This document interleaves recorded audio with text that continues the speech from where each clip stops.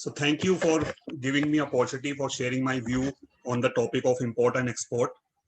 So friends, import and export में हम लोगों को समझना है कि इम्पोर्टेंस जीएसटी में क्यों दी जाती है। जीएसटी में क्या हर जगह ही इम्पोर्ट एक्सपोर्ट की इम्पोर्टेंस होती है।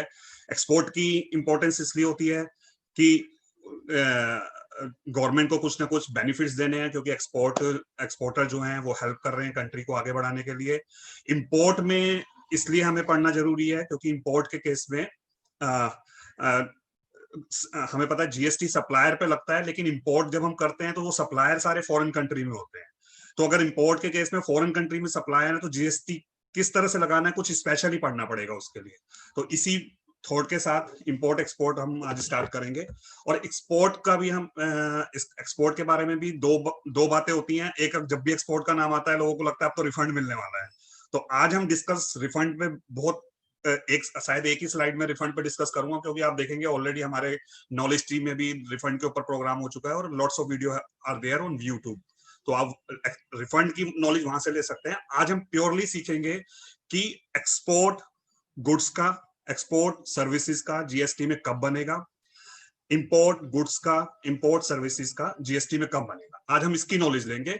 और ऑफ कोर्स है, जब आपका एक्सपोर्ट बन गया तो रिफंड भी आपको मिलना ही चाहिए। तो रिफंड में एक स्लाइड में डिस्कस करूंगा, क्योंकि आज के टाइम में रिफंड बिल्कुल कंसाइज हो चुका है।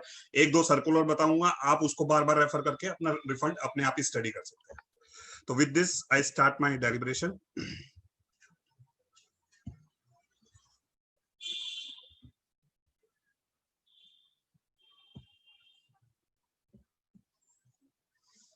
फ्रेंड, जब सबसे पहले जीएसटी जुलाई 17 में आया तो सबने पूछा एक्सपोर्ट जीएसटी में क्या है।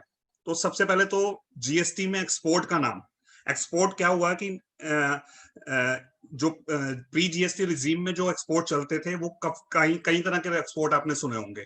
लेकिन जब जीएसटी स्टार्टिंग में आया, इनिशियल लेवल पे आया, तो हमें दो ही चीजें देखने को मिली कि एक्सपोर्ट दो ही चीजें होती हैं। तो अब धीरे धीरे जैसे हम प्रेजेंटेशन में आगे चलते चले जाएंगे तब हम समझेंगे कि एक्सपोर्ट में कुछ और भी वो ऐड करते चले गए। लेकिन स्टार्टिंग में जब जुलाई 17 में आया तो गवर्नमेंट ने बोला, सेक्शन 2 में डेफिनेशन एक्सपोर्ट की सिंपल ये जीरो रेटेड सप्लाई की ये लिखी कि जीरो रेटेड, सबसे पहले तो एक्सपोर्ट का नाम जो है जीएसटी में वो जीरो रेटेड सप्लाई है। अगर मैं जीरो रेटेड सप्लाई बोलता हूं तो एक दो नीचे हम सप्लाई पढ़ने लगे, केवल वो दो सप्लाई हैं जो हमारी जीरो रेटेड सप्लाई में आएंगी। इट मींस कि एक्सपोर्ट को उन्होंने एक स्पेसिफिक नाम दिया। स्पेसिफिक नाम देने का रीजन ये था कि उसमें कुछ स्पेसिफिक बेनिफिट भी देने लगे हैं। तो सेक्शन 16 इन्होंने बनाया पहले कि स्पेसिफिक नाम देने के लिए एक्सपोर्ट को, और उसके बाद कुछ स्पेसिफिक बेनिफिट देने के लिए। तो जीरो रेटेड सप्लाई, किस दो सप्लाई को हम जीरो रेटेड बोलेंगे उस, अब हमें यहाँ पे ये समझते हो चलना है। बाकी चीजें जैसे डीम्ड एक्सपोर्ट भी आप सुनते हो, मर्चेंट एक्सपोर्टर के थ्रू भी आप एक्सपोर्ट सुनते हो, वो एक्सपोर्ट तो हो सकता है लेकिन वो जीरो रेटेड सप्लाई नहीं हो सकता, क्योंकि जीरो रेटेड सप्लाई में हम देखेंगे कि हमें कुछ एडिशनल बेनिफिट मिलते हैं, कुछ बेनिफिट मिलते हैं। तो जीरो रेटेड सप्लाई बनाना है हमें, तो किन दो चीजों को जीरो रेटेड सप्लाई बना सकते हैं, या तो वो एक्सपोर्ट ऑफ गुड्स और सर्विसेज और बोथ हो। कि एक्सपोर्ट आपने डायरेक्ट आउट ऑफ कंट्री आप गुड्स का एक्सपोर्ट कर रहे हो, आउट ऑफ कंट्री आप सर्विसेज का एक्सपोर्ट कर रहे हो। एक तो आपका direct export zero rated supply में आएगा, कोई डीम नाम का एक्सपोर्ट इसमें नहीं आएगा, कोई मर्चेंट एक्सपोर्टर के थ्रू नहीं आएगा। जो डायरेक्ट एक्सपोर्ट आप करते हो वो जीरो रेटेड सप्लाई में उसका नाम आएगा। अगर आपका डायरेक्ट एक्सपोर्ट है तो जीरो रेटेड सप्लाई के जो बेनिफिट है उसको मिल जाएंगे। अगर आपका डायरेक्ट एक्सपोर्ट नहीं है तो उसको नहीं मिलेंगे। एक सप्लाई और है जिसको जीरो रेटेड सप्लाई के बेनिफिट मिलेंगे अगर आप एसईजेड को सप्लाई करते हो। तो एसईजेड को सप्लाई करना और डायरेक्ट एक्सपोर्ट करना दोनों सेम लेवल पे हैं जीएसटी में, यानी कि जो बेनिफिट एसईजेड के लिए है वही बेनिफिट एक्सपोर्ट के लिए। अब बेनिफिट क्या होने लगा होगा यहाँ पे, बेनिफिट हम नाम से ही समझते हैं, zero rated supply. Zero rated supply का मतलब है कि गवर्नमेंट ये चाहती है कि इस सप्लाई के अंदर जितना भी टैक्स इंसिडेंस लगा है वो हमें नील करना है। हमें एक्सपोर्टर के ऊपर कोई भी जीएसटी का बर्डन नहीं डालना है। जितना भी टैक्स है, चाहे वो इनपुट पे देके आया है, चाहे वो अभी एक्सपोर्ट करते हुए देना पड़ा है, जितना भी वो टैक्स दे देगा उसको हम रिफंड के थ्रू उसको वापस कर देंगे। तो नाम इसलिए इसका जीरो रेटेड सप्लाई रखा गया। जीरो रेटेड सप्लाई कोई ऐसी सप्लाई नहीं है जिसको आप समझे कि 0% रेट है या कुछ है। जीरो रेटेड है कि हम एक टैक्स इंप्लीकेशन इस पर नील करने लगे हैं। नील कैसे करेंगे, एग्जांपल के थ्रू भी समझते हैं। आईटीसी भी आपको वापस दे देंगे। आपसे अगर आउटवर्ड सप्लाई पे कोई टैक्स लिया वो भी आपको वापस दे देंगे। अब जब आपको इतना लगा कि जीरो कुछ इस पे नील होने लगा है सब कुछ, तो कई बार क्वेश्चन आता है कि फिर जो आईटीसी हम क्योंकि जब भी हम देखते हैं कि जीएसटी में कोई एग्जेम्प्ट सप्लाई है या जिसके ऊपर टैक्स नहीं लग रहा, उसके लिए आईटीसी का रिवर्सल करना पड़ता है। तो सेक्शन 16 में साफ साफ कह दिया कि आप घबराना मत, हम इसको जीरो रेटेड सप्लाई नाम तो दे रहे हैं, लेकिन सब सेक्शन 2 में लिख दिया कि आपको इनपुट टैक्स क्रेडिट का कोई रिवर्सल नहीं करना है, हम उल्टा आपको बेनिफिट देने आए हैं, आपसे कोई रिवर्सल लेने नहीं आए। तो ये इसलिए मैंने आपको स्टार्टिंग में कहा था सेक्शन 16 में हमें पढ़ना है कि जीरो रेटेड सप्लाई किस किस को बोला गया है, जिस जिस को बोला गया है उसके लिए बेनिफिट अवेलेबल है। क्या नेक्स्ट बेनिफिट अवेलेबल है? सबसे बड़ा बेनिफिट अवेलेबल है 16(3) जीरो रेटेड सप्लाई में। वो ये कहता है कि आपके पास रिफंड लेने के दो ऑप्शन है। अगर आपकी जीरो रेटेड सप्लाई यानी कि आपका डायरेक्ट एक्सपोर्ट ऑफ गुड्स है या सर्विसेज है, या आपकी एसईजेड को सप्लाई है, तो आपके पास दो ऑप्शन है। क्या किस चीज के दो ऑप्शन है? रिफंड लेने के दो ऑप्शन है। कैसे दो ऑप्शन काम करेंगे? वो कहते हैं कि या तो आप ऐसा करना कि एक हमारे पास अंडरटेकिंग साइन कर लो हमारी साइट पे जाके, अगर वो अंडरटेकिंग आप साइन कर लोगे तो एक्सपोर्ट की आउटवर्ड सप्लाई पे तो टैक्स मत देना, क्योंकि हमारी आपसे जान पहचान हो गई है, आपने वहां पे अंडरटेकिंग लिख दी है कि भाई मैं एक्सपोर्टर हूं, मैं आपको बेनिफिट दूंगा, नहीं दूंगा तो मैं टैक्स देने आ जाऊंगा, ये अंडरटेकिंग आपने साइन कर दिया, फिर तो आप आउटवर्ड सप्लाई पे टैक्स मत देना। और दूसरा एलिमेंट क्या है? जो इनपुट पे आप टैक्स देकर आए हो, वो टैक्स आप हमारे से वापस ले लेना। मतलब इसको ऑप्शन उसके एग्जांपल के थ्रू भी समझेंगे, लेकिन सबसे पहले हमें क्लैरिटी लेनी है। पहला ऑप्शन दिया जिसको हम बोलते हैं letter of undertaking, LUT apply करो आप। अब हमारी आपसे जान पहचान हो गई है, अब आपको जब आप सेल करने लगोगे, एक्सपोर्ट करने लगोगे, तब तो हम आपसे टैक्स नहीं मांगेंगे, लेकिन एक टैक्स हमारा आपके पास आया हुआ है, वो जो एक्सपोर्ट करने के लिए आपने कुछ इनपुट या इनपुट सर्विसेज या कुछ यूज किया होगा, तो उस पर कुछ ना कुछ आपने आईटीसी कुछ पीछे जीएसटी देकर आए होंगे, तो वो भी हम आपको वापस करेंगे, आप उसका रिफंड लेने आ जाना। सेकंड केस में उसने बोला कि अगर आप एलयूटी फाइल नहीं करना चाहते हो, तो आप ऐसा करना कि फिर आप अपना टैक्स, क्योंकि अब हम आपको जानते नहीं है, अब आप आउटवर्ड सप्लाई पे भी टैक्स देना। अब आपके दो टैक्स हमारे पास आ जाएंगे, एक तो इनपुट का टैक्स हमारे पास है आपका, और एक आउटवर्ड सप्लाई का टैक्स है, वो दोनों टैक्स हम आपको रिफंड के थ्रू वापस कर देंगे। अब इसमें भी आज के टाइम में सारे रिफंड ही ऑनलाइन हो गए हैं, पहले तो एक ही रिफंड, अभी रिसेंटली दिसंबर में जो हमारे पास सर्कुलर आया है उसके थ्रू सब सारे रिफंड ऑनलाइन हो गए हैं। तो अब ये डिफरेंशिएशन तो रह गया है, ये डिफरेंशिएशन तो अलग हो गया है कि अगर एलयूटी के थ्रू जाएंगे तो रिफंड ऑनलाइन नहीं आएगा, और उसके थ्रू जाएंगे, लेकिन अभी भी कुछ रीजन रह जाते हैं, वो लास्ट में हम डिस्कस करेंगे रिफंड के बारे में कि कब एलयूटी अप्लाई करना बेनिफिशियल रहता है और कब नहीं रहता। अब इसको एग्जाम्पल के थ्रू समझ लेते हैं इन दोनों ऑप्शन को। ऑप्शन वन उसने बोला था आप विदाउट टैक्स आ जाओ और एलयूटी अप्लाई कर दो। ऑप्शन सेकंड में उसने हमारे को बोला कि आप टैक्स पे कर दो, आप टैक्स पे कर दो और हमारे से आप बेनिफिट लेने, फिर आप हमारे से रिफंड लेने आ जाना जो आपने टैक्स पे किया प्लस आईटीसी का। तो मैं पहले ऑप्शन नंबर सेकंड से स्टार्ट कर रहा हूँ। ऑप्शन नंबर सेकंड में मैंने एग्जांपल में माना है कि 100 रुपीज आप पे आईटीसी पड़ा हुआ है, आपकी जो भी इनपुट या इनपुट सर्विसेज आपने यूज किया था उसका आईटीसी आपके पास पड़ा हुआ है। 150 रुपए जब आप एक्सपोर्ट करने लगे उसके ऊपर टैक्स आया, 150 रुपए टैक्स आया। अब 150 रुपए टैक्स की पेमेंट आप कैसे कर रहे हो? आपके पास 100 रुपीज का आईटीसी पड़ा है, 100 रुपीज का आपने आईटीसी यूज कर लिया और 50 रुपीज आपने कैश के थ्रू पे कर दिए। ये आप उस केस में करेंगे जिस केस में आपने एलयूटी के थ्रू गवर्नमेंट को अप्लाई नहीं किया है, क्योंकि गवर्नमेंट आपको जानती नहीं है, आपसे टैक्स लेगी पहले, फिर आपकी एक्सपोर्ट की कंडीशन अगर फुलफिल हो रही होंगी तो अब आपको पैसा वापस करेगी। अब आपको कितना पैसा मिलना चाहिए? आपकी जेब से गया हुआ है 100 रुपए तो आईटीसी आप यूज कर चुके हो और 50 रुपीज आप कैश में पेमेंट कर चुके हो, 150 रुपए। तो गवर्नमेंट ने सिंपल मैनर में कह दिया है कि जो टैक्स आपने पे किया है इनवॉइस के ऊपर वो हमारे से वापस लेने आ जाना। तो अगर आप देखो ये जो आपने टैक्स पे किया है वो 150 रुपए किया है, और 150 रुपए का अगर मैं ब्रेकअप करता हूँ तो 150 रुपए का ब्रेकअप, ये थोड़ी सी इसमें मिस्टेक रह गई है, 150 रुपए का ब्रेकअप ये है हमारा 50 रुपीज प्लस 100 रुपीज 150 रुपीज, यानी कि 100 रुपीज का मेरे को आईटीसी भी वापस मिलेगा, प्रिज्यूमिंग की सारे का सारा आईटीसी मैंने इसके लिए यूज किया है, और 50 रुपीज का मेरे को जो कैश से पेमेंट की मेरे को वो भी वापस मिलेगा। जब मेरे को 150 रुपए वापस मिल जाएंगे तब मैं गवर्नमेंट को बोलूंगा कि हाँ भाई मेरे वाले एक्सपोर्ट में अब जीरो आपने जीरो इम्पैक्ट कर दिया है टैक्स का, मेरे से आपने कोई टैक्स नहीं दिया। सेकंड सिनेरियो में गवर्नमेंट मेरे को जानती है, मैंने एलयूटी के थ्रू अप्लाई कर दिया है, अब मेरे पास 100 रुपीज आईटीसी पड़ा हुआ है पहले की तरह जैसे उस ऑप्शन में पड़ा था। यहाँ पे मेरा टैक्स मेरे को पे नहीं करना है। क्यों नहीं करना है? क्योंकि मैंने एलयूटी अप्लाई कर दिया है। अब मैंने एक्सपोर्ट विदाउट टैक्स कर दिया है, एक्सपोर्ट मेरा हो चुका है, लेकिन एक्सपोर्ट होने के बाद भी अब मैं गवर्नमेंट के पास पहुंच गया कि सर 100 रुपए तो मेरे भी लगे हुए हैं, आप कह रहे थे कि हम टैक्स को नील करेंगे, तो कहते हैं हाँ ठीक है, आपके आईटीसी के 100 रुपीज आए हैं, तो अब आपको जो रिफंड मिलेगा वो 100 रुपीज का मिलेगा। तो अब अगर आप सेक्शन को पढ़ोगे, अब आप सेक्शन को पढ़ सकते हैं, दो ऑप्शन थे, एक क्लोज में था ही में सप्लाई गुड्स और सर्विसेज और both under LUT subject to such condition safeguards procedure, वो सारी कंडीशन उसमें लिखी होती है कि अगर आपने नहीं किया तो फिर आपको टैक्स देना पड़ेगा without payment of integrated tax. And इस ऑप्शन में आप क्या करोगे, कोई इंटीग्रेटेड टैक्स पे नहीं करना, आपने एलयूटी ले लिया, एंड क्लेम क्या करना है आपने, रिफंड ऑफ अनयूटिलाइज्ड आईटीसी, क्योंकि इस वाले केस में आउटवर्ड पे तो हमने टैक्स लिया ही नहीं आपसे, 100 रुपए टैक्स लिया हुआ आईटीसी पे, वो हमारे से वापस ले लो, ये मान के चल रहा हूं मैं ये आईटीसी सारे का सारा आपने एक्सपोर्ट सेल में यूज किया है। सेकंड ऑप्शन आपको दिया कि अब आपने एलयूटी अप्लाई नहीं करना चाहते, तो आप ऐसा करो on payment of integrated tax and claim refund of such tax pad. अब आप ऐसा करो, इंटीग्रेटेड टैक्स जो 150 रुपए का आपका आईजीएसटी हो गया था, आप उसकी पेमेंट कर दो और वो वाला टैक्स हमारे से वापस लेने आ जाओ। अगर उसका मेरे से ब्रेकअप आप पूछोगे तो उसके ब्रेकअप दो हैं, 100 रुपीज मेरा 100 रुपीज मेरा आईटीसी था और 50 रुपए मेरे कैश मेरे जेब से गए हुए हैं, इस तरह से मेरे को 150 रुपए का बेनिफिट मिल गया। तो अब जब भी मैं बोलूंगा कि इसके अलावा कोई और एक्सपोर्ट पढ़ाने लगा हूं, तो उसमें आपको ये ऑप्शन अवेलेबल नहीं होगा, उसमें आपको पहले टैक्स पे ही करना पड़ेगा, बाद में आपको रिफंड मिलेगा, क्योंकि बाकी तरह के जो भी एक्सपोर्ट बनाए गए हैं वो केवल आपको रिफंड देने के लिए बनाए गए हैं। ये जो है ये वाला सेक्शन 16 में जो जीरो रेटेड सप्लाई है, यानी कि जो आप डायरेक्ट एक्सपोर्ट करते हो या एसईजेड करते हो, ये आप मेन एक्सपोर्टर हो, इसमें आपको एलयूटी के थ्रू भी बेनिफिट मिलेगा। लेकिन अगर कोई और एक्सपोर्ट किसी और तरीके से करोगे, या आपको डीम्ड एक्सपोर्टर बने या फिर मर्चेंट एक्सपोर्टर, उस केस में आपको पहले टैक्स पे करके आना पड़ेगा, कोई एलयूटी का ऑप्शन नहीं होगा आपके लिए, उसके बाद ही आपको रिफंड के लिए अप्लाई करना। रिफंड आपको हर केस में मिल जाएगा, रिफंड आपको यहां भी मिलेगा, रिफंड आपको वहां भी मिलेगा, लेकिन एलयूटी का ऑप्शन नहीं मिलेगा।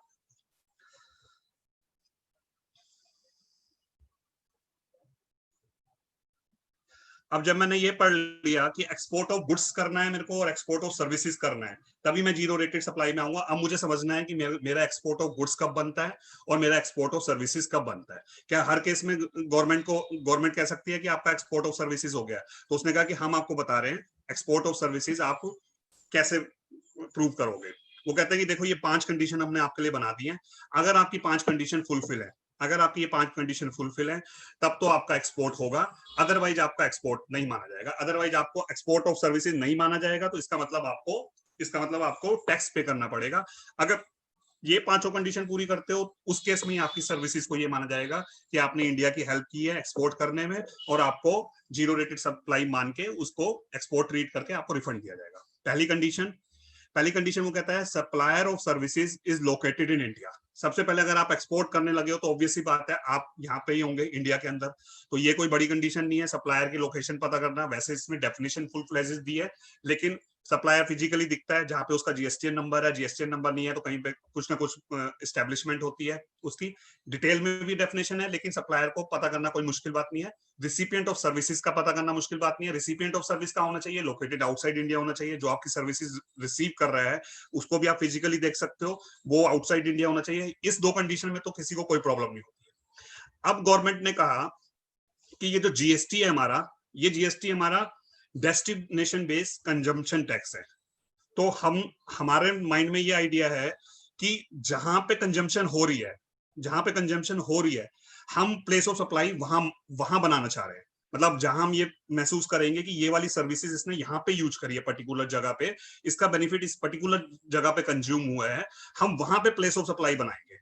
अब प्लेस ऑफ सप्लाई बनाने में एक ये चीज इन्होंने ध्यान रखी, और दूसरा आपने जैसे इनकम टैक्स में भी हम देखते हैं कि कभी भी डबल टैक्सेशन ना हो जाए किसी पे, या कोई सर्विसेज रह ना जाए, तो प्लेस ऑफ सप्लाई बनाते हुए इन चीजों का ध्यान रखना था। तो इन चीजों का ध्यान रखने के लिए ये तो है नहीं कि एक लाइन में ही आप रख सकते हो, तो इन्होंने फुल फ्लेजेड टैक्स कोड उसके ऊपर बना दिया है कि प्लेस ऑफ सप्लाई। आप समझ लो कि एक्सपोर्ट ऑफ सर्विसेज में सबसे बड़ी जो आपके लिए चैलेंज रहेगा वो आपको प्लेस ऑफ सप्लाई प्रूव करना रहेगा। आपको प्लेस ऑफ सप्लाई ये दिखाना पड़ेगा कि सर ये जो बेनिफिट है उसने बाहर कंज्यूम किया है, मेरी जो पर्टिकुलर सर्विसेज है उसका place of supply outside India है। अगर आपका place of supply outside India बन गया तो आपकी one of the condition of export of services की फुलफिल हो गई। Place of supply export of services के केस में कैसे डिसाइड करेंगे, वो एक फुल फ्लेजेड टैक्स कोड है, वही हमें स्टडी करना है, लेकिन उसे हमें आउटसाइड इंडिया बनाना है एक्सपोर्ट ऑफ सर्विसेज करने के लिए। अब दो ये एंसिलरी कंडीशंस हैं। एक कंडीशन ये है कि देखो आप एक्सपोर्ट कर रहे हो तो आप फॉरेक्स लेकर आओ, कन्वर्टेबल फॉरेन एक्सचेंज इंडिया के अंदर लेकर आओ, तभी हम आपका एक्सपोर्ट मानेंगे। अगेन रिपीट कर दूं, एक्सपोर्ट ऑफ सर्विसेज पढ़ रहे हैं, अभी हम एक्सपोर्ट ऑफ गुड्स डिस्कस कर रहे हैं, अभी हम इंपोर्ट ऑफ सर्विसेज डिस्कस नहीं कर रहे, इंपोर्ट नहीं डिस्कस कर रहे।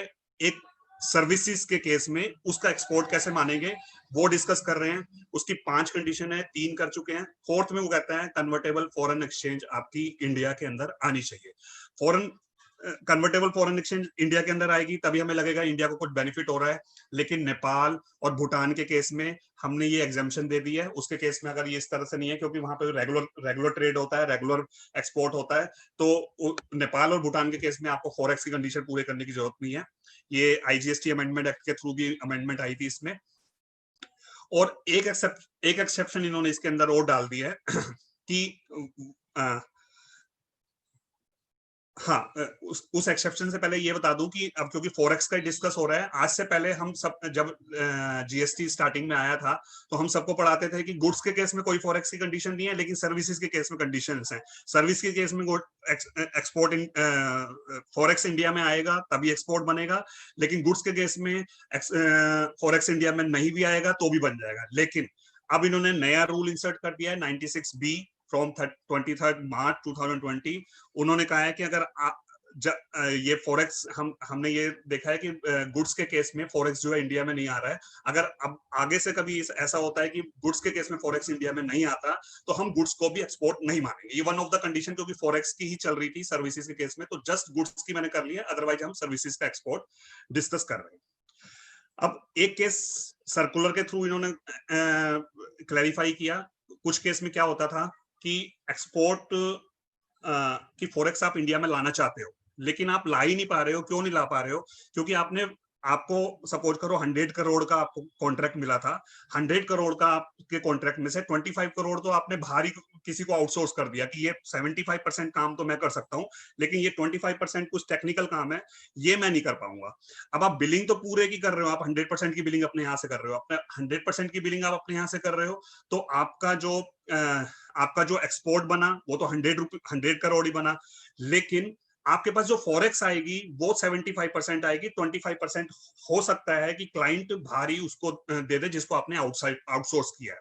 तो उस केस को गवर्नमेंट ने समझा और एक क्लैरिफिकेशन लेकर आए कि जब भी आपने कुछ portion of the contract outsource कर दिया है, कुछ कॉन्ट्रैक्ट को portion of the contract outsource कर दिया, और वो कॉन्ट्रैक्ट कौन सा है? सर्विसेज का है। ये गुड्स के केस में नहीं होगा, गुड्स के केस में हम सेपरेट डिस्कस करेंगे, गुड्स के केस में अलग चार्जेबिलिटी चलती है, गुड्स के केस में अगर बाहर से बाहर सप्लाई हो जाती है तो कुछ और डिस्कस करेंगे। लेकिन सर्विसेज के केस में हम देख रहे हैं कि सर्विसेज के केस में क्योंकि इनवॉइस मिला जा रहा है, सब कुछ मिला जा रहा है, एक्सपोर्ट बन गया, सारी कंडीशन पूरी हो गई, 100 करोड़ का एक्सपोर्ट बन गया, लेकिन 25 करोड़ मेरे पास नहीं आ रहे, 25 करोड़ डायरेक्ट जा रहे हैं मेरे, जिसको मैंने आउटसोर्स किया है। तो ये वाली कंडीशन फुलफिल नहीं हो रही थी इस केस में, तो ये जेन्युइन रीजन था। इसको गवर्नमेंट ने सुना और सर्कुलर नंबर 78 2018 के थ्रू उन्होंने क्लैरिफाई किया कि जब भी आपके सामने ये सिचुएशन है कि आपने आउटसोर्स किया है तो उसका आपको इंडिया के अंदर फॉरेक्स लाने की जरूरत नहीं है। तो अब मैं 2 चीज बोल सकता हूँ, फॉरेक्स इंडिया में आना चाहिए सर्विसेज के केस में। Exception is Nepal Bhutan and exception is आपने आउटसोर्स कर दिया है अपने कॉन्ट्रैक्ट को। ये हमारा फॉरेक्स की कंडीशन हो गई है। लास्ट कंडीशन वो कहता है कि ऐसा नहीं होना चाहिए कि आप ही की एक ब्रांच है या आप ही की एक कंपनी है। जैसे मैक्सिमम केस में क्या होता है कि यहाँ पे केपीओ, गुड़गांव में बीपीओ वगैरह जो हैं अपनी किसी एक कंपनी को सर्विस दे रहे होते हैं और वो जस्ट उसकी एक ब्रांच की तरह काम कर रहे होते हैं। तो कह रहे हैं कि हम इस केस में हम एक्सपोर्ट नहीं मानेंगे। हालांकि जेन्युइन हार्डशिप है इसमें, इस हार्डशिप को दूर करने के लिए इन्होंने कुछ प्रोविजन लेकर भी आए हैं जो जैसे जैसे हम आगे चलेंगे उसको स्टडी करेंगे। लेकिन अभी सिंपल ये समझ के चलना है कि वो कह रहे हैं कि आपकी मेयरली स्टैब्लिशमेंट आपकी मेयरली स्टैब्लिशमेंट नहीं होनी चाहिए जिसको आप सर्विस दे रहे हो, एक इंडिपेंडेंट पर्सन होना चाहिए जिसको आप सर्विसेज दे रहे हो, तभी हम आपका एक्सपोर्ट ऑफ सर्विसेज मानेंगे। तो एक कंडीशन उसने बोला, the supplier of service and the recipient of service are not merely establishment of distinct person in accordance with the explanation 1 in section 8। Explanation 1 और सेक्शन 8 कहता है where a person has an establishment in India, India में भी उसकी establishment है, and other establishment outside India भी है, उस केस में हम उसको सेम पर्सन ही मानेंगे और हम उस केस में इसको एक्सपोर्ट नहीं मानेंगे।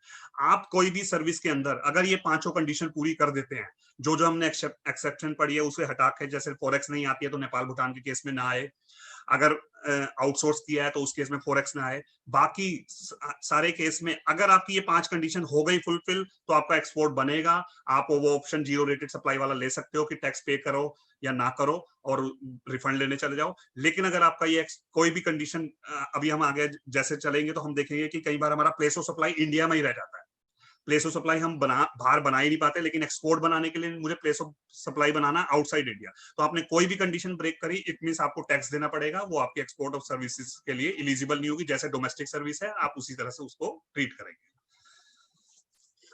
ये छोटा सा एक चार्ट है, इसमें सिंपल सा सप्लायर की लोकेशन और रिसिपिएंट की लोकेशन को समझाने के लिए इन्होंने इस तरह से दिया हुआ है। सप्लायर जहां अगर सप्लायर की लोकेशन देखनी है तो जहां जहां सप्लायर वर्ड है वहां पे सप्लायर कर देना, जहां जहां रिसिपिएंट की लोकेशन देखनी है तो सेम लाइंस पे रिसिपिएंट की लोकेशन है, बस सप्लायर की जगह वो रिसिपिएंट वर्ड कर देते हैं। वो कहते हैं कि अगर supply made from premises which is registered, अगर तो रजिस्टर्ड हो रहा है तो प्रीमाइस, तो उसका जो सप्लायर का जो लोकेशन मानी जाएगी वो रजिस्टर्ड प्रीमाइसेस माना जाएगा। अगर वो सर्विसेज रजिस्टर्ड प्रीमाइसेस से नहीं दी है उसने, अगर उसने रजिस्टर्ड प्रीमाइसेस से नहीं दी है सर्विसेज, तो आप कहोगे रजिस्टर्ड प्रीमाइसेस ऐसे किस केस में हो सकता है कि रजिस्टर्ड प्रीमाइसेस से ना दे? हो सकता है उसका भी 20 लाख क्रॉस ना किया हो, 20 लाख से पहले का उसका एक्सपोर्ट हो, उस पर्टिकुलर एस्टेब्लिशमेंट से वो सर्विस दे रहा है, लेकिन अभी वो रजिस्टर्ड नहीं है। तो वो कहता है कि जहां वो अगर फिक्स एस्टेब्लिशमेंट है तो जहां पे वो एस्टेब्लिशमेंट है जिस जो परमानेंसी से पता लगेगी उस एस्टेब्लिशमेंट का एड्रेस ले लो। अगर आप मल्टीपल एस्टेब्लिशमेंट से दे रहे हो तो आपकी जो मोस्ट कनेक्टेड है उस सप्लाई के साथ आप उसको ले लेना। इन ऑल अदर केस जब भी आप देखोगे कहीं पे कुछ नहीं पता लगेगा तो हर जगह वो कहेगा कि आपके पास रेजिडेंस ऑफ सप्लायर तो हो गई, फिर आप उसको ले लेना। ऐसे ही जब मैं रिसिपिएंट का लोकेशन निकालूंगा सेम लाइन पे निकालूंगा, उसका रजिस्टर्ड है प्रीमाइसेस तो रजिस्टर्ड का लूंगा, कोई परमानेंट एस्टेब्लिशमेंट पे उसने सर्विस ली है तो उसके परमानेंट एस्टेब्लिशमेंट पे ले लूंगा, और अगर मल्टीपल एस्टेब्लिशमेंट पे उसने लिया है तो जो मोस्ट डायरेक्टली कंसर्न है उससे लूंगा। फिक्स एस्टेब्लिशमेंट का मीनिंग भी 277 में दिया हुआ है कि जो परमानेंट नेचर की सफिशिएंट डिग्री परमानेंस नेचर उसके पता लगे, वो एक सुटेबल स्ट्रक्चर हो, तो उसको हम परमानेंट एस्टेब्लिशमेंट मानेंगे। तो ये एक छोटी सी डेफिनेशन थी ये पता करने के लिए कि जो एक्सपोर्ट के अंदर दो पहली कंडीशन आई थी कि सप्लायर हमारा इंडिया में होना चाहिए और रिसिपिएंट आउटसाइड इंडिया होना चाहिए, तो इस तरह से आप उसको फाइंड आउट करेंगे।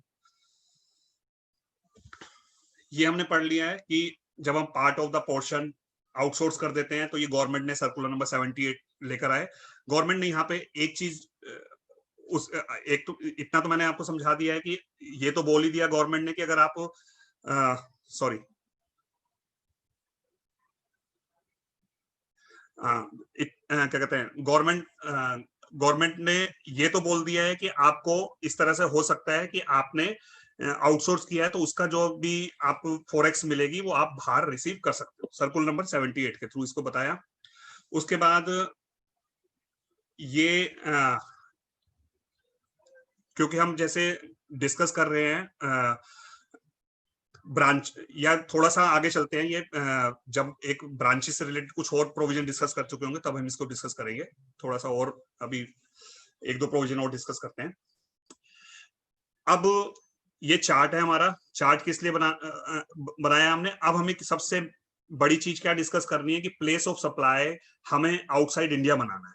तो प्लेस ऑफ सप्लाई हमें आउटसाइड इंडिया बनाना है। जब भी जुरिडिक्शन इन्वॉल्व करती है तो हमारे पास आईजीएसटी एक्ट है, जब भी जुरिडिक्शन इन्वॉल्व करेगी तो आईजीएसटी एक्ट पिक्चर में आ जाएगा। उसके अंदर सेक्शन बताएंगे कि ये पर्टिकुलर सप्लाई की जुरिडिक्शन यहाँ पर है और ये पर्टिकुलर सप्लाई की जुरिडिक्शन यहाँ पर है। तो प्लेस ऑफ सप्लाई हम क्यों डिस्कस करने लगे, क्योंकि one of the condition of zero rated supply, मेरी एक्सपोर्ट की वन ऑफ द कंडीशंस ये है कि मेरा जो सप्लाई मेरा जो प्लेस ऑफ सप्लाई बने वो इंडिया से आउटसाइड इंडिया बने। तो दो सेक्शन हमारे पास हैं जो गुड्स का प्लेस ऑफ सप्लाई डिसाइड करेंगे और दो सेक्शन हमारे पास हैं जो सर्विसेज का प्लेस ऑफ सप्लाई डिसाइड करेंगे। गुड्स के केस में भी एक मेरे डोमेस्टिक सेल और उसका परचेज का प्लेस ऑफ सप्लाई डिसाइड करेंगे और एक मेरा इंपोर्ट एंड एक्सपोर्ट का डिसाइड करेंगे। और सर्विसेज के केस में भी एक मेरा डोमेस्टिक सप्लाई का प्लेस ऑफ सप्लाई डिसाइड करेगा और एक मेरा import and export of services का प्लेस ऑफ सप्लाई डिसाइड करेगा। अब सबसे अच्छी ब्यूटी इन प्रोविजंस की ये है कि आप इससे इंपोर्ट, इस प्लेस ऑफ सप्लाई से आप इंपोर्ट भी बना लोगे। जब आप इंपोर्ट देखने जाओगे तो इंपोर्ट में भी एक प्लेस ऑफ सप्लाई की कंडीशन होगी, तो प्लेस ऑफ सप्लाई के प्रोविजन से आपका इंपोर्ट भी डिसाइड हो जाएगा, प्लेस ऑफ सप्लाई के केस से आपका एक्सपोर्ट भी डिसाइड हो जाएगा। एक्सपोर्ट के केस में सिंपल वो बोल देगा ये जो प्लेस ऑफ सप्लाई मैंने पढ़ाया है आपको, ये आउटसाइड इंडिया बनाना। इंपोर्ट के केस में वो बोल देगा place of supply in India बना देना। प्रोविजन हमारे सेम रहेंगे, सेक्शन 10, 11, 12, 13, ये 4 ही प्रोविजन हमें पढ़ने हैं, 2 डोमेस्टिक के केस में और 2 मेरे इंटरनेशनल के केस में। आज क्योंकि हम एक्सपोर्ट इंपोर्ट डिस्कस कर रहे हैं तो हम सेक्शन 11 को टच करेंगे और हम टच करेंगे सेक्शन 13 को। अब सर्विसेज के केस में, क्योंकि मैं सर्विसेज अभी हम पढ़ रहे थे, एक्सपोर्ट ऑफ सर्विसेज बना रहे थे, 5 कंडीशन तो वो मेरी पूरी हो गई। 5 कंडीशन में से वन ऑफ द कंडीशन था आपने place of supply outside India बनाना है। तो उसके लिए हम आए सेक्शन 13 पे। सेक्शन 13 ये बोलता था कि ये प्लेस ऑफ सप्लाई, ये जो मैं बताने जा रहा हूँ, ये प्लेस ऑफ सप्लाई मैं उन लोगों के लिए बताने जा रहा हूँ जिसमें से सप्लायर या रिसिपिएंट इनमें से एक कोई बंदा आउटसाइड इंडिया है। अब आप समझ गए होंगे कि इसने किस तरह से दोनों चीजें यहाँ पे इंपोर्ट और एक्सपोर्ट दोनों कवर कर लिए इस प्लेस ऑफ सप्लाई में। यानी कि उसने सप्लायर या रिसिपिएंट दोनों में से एक को आउटसाइड इंडिया कर दिया है। तो आप समझ सकते हो कि अगर आपका रिसिपिएंट आउटसाइड इंडिया बन गया तो उस केस में ये एक्सपोर्ट बनेगा, और अगर आपका रिसिपिएंट इन इंडिया बनेगा तो ये इंपोर्ट बन जाएगा। तो अभी हम एक्सपोर्ट ऑफ सर्विसेज पढ़ रहे हैं, उस एंगल से हम डिस्कस करते हुए चलेंगे कि पर्टिकुलर केस में, पर्टिकुलर सर्विसेज के केस में मेरा प्लेस ऑफ सप्लाई कहां पे बनेगा। तो सेक्शन 13 में मैं कब आया? सेक्शन 13 में मैं तब आया जब one of the person is outside India, one of, या चाहे वो सप्लायर चाहे वो रिसिपिएंट, अगर आउटसाइड इंडिया है तो आप सेक्शन 13 में आओगे, नहीं तो आप डोमेस्टिक प्रोविजन बन जाएंगे। डोमेस्टिक प्रोविजन सेक्शन 12 में दिए हुए हैं। सेक्शन 12 डोमेस्टिक सर्विसेज के बारे में सप्लाई डिस्कस करना है तो सेक्शन 12 में जाएंगे। आज हम इंपोर्ट एक्सपोर्ट डिस्कस कर रहे हैं तो सेक्शन 13 में place of supply of services.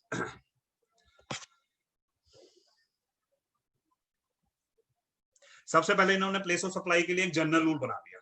इन्होंने बोला कि देखो, जीएसटी का पर्पस तो यही है कि जो कंज्यूम कर लेगा हमारा प्लेस ऑफ सप्लाई वहां बन जाएगा।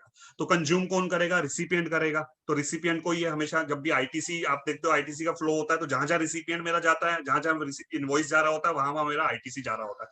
तो जनरल रूल में तो इन्होंने यही बोल दिया कि देखो 13 का जनरल रूल हम 2 ये बना रहे हैं कि वैसे तो हमने कोशिश करी है स्पेसिफिक केस बनाने के लिए।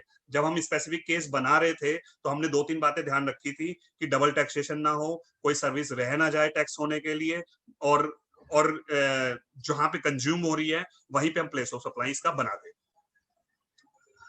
अब जनरल इन्होंने बोला कि फिर प्लेस ऑफ सप्लाई का मतलब यह है location of the recipient of services. Location of the recipient आप ऊपर पढ़ के आ गए हो, कैसे डिसाइड करेंगे।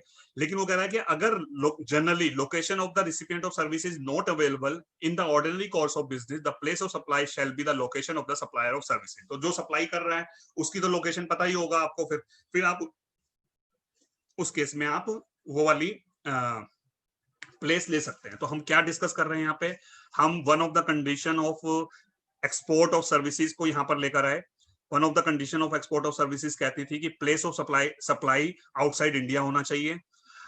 ये डिस्कस करने के लिए सेक्शन 13 में आए। सेक्शन 13 ने कहा पहले आगे जाने से पहले ये देख लो कि जनरल रूल ये है कि अगर आगे कुछ ना मिले, अगर आपको जो मैंने स्पेसिफिक पढ़ने जा रहे हो उसमें अगर कुछ ना मिले तो यहाँ आ जाना। यहाँ के हिसाब से जो रिसिपिएंट जहां पे होगा वहां पे, रिसिपिएंट कहाँ होगा? मैक्सिमम केस में आउटसाइड इंडिया ही होगा।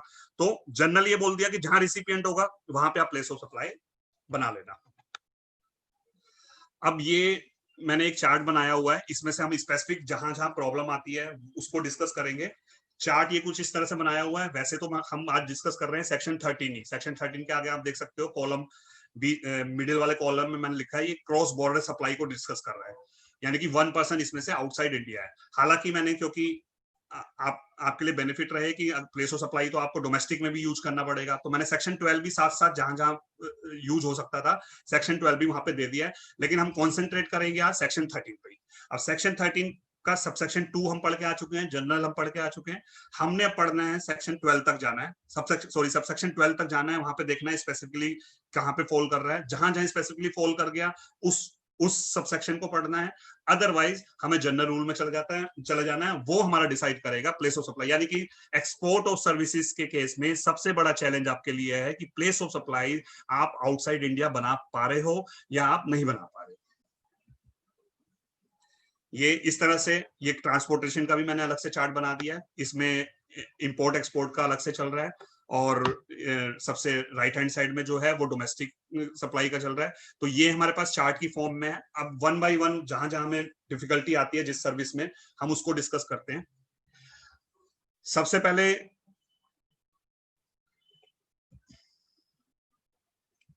सेक्शन 13 में, हम सबसे सेक्शन 13 में है। सेक्शन 13 ने जर्नल बता दिया, रिसिपिएंट का प्लेस, हमारा प्लेस ऑफ सप्लाई बनेगा। लेकिन 13-12 में आया वो, 13-12 में आके उसने बोला कि देखो 13-2 के बाद जितने भी सब सेक्शन शुरू हो रहे हैं 13 तक, 13-3, 4, 5, 6, 7, 8 जितने भी सब सेक्शन शुरू हो रहे हैं वो कुछ ना कुछ स्पेसिफिक बात करेंगे। अब उसमें से 12 सब सेक्शन जो बात कर रहा है वो बात कर रहा है online information and database access और रिट्रीवल सर्विसेज की। ये सर्विसेज आज के टाइम में बहुत ज्यादा पॉपुलर हो रही है। इनकम टैक्स में भी इसकी चार्जेबिलिटी बनाने की कोशिश की जा रही है। जीएसटी में भी ऑलरेडी जब से लॉ आया हुआ है इसके बारे में प्रोविजन है।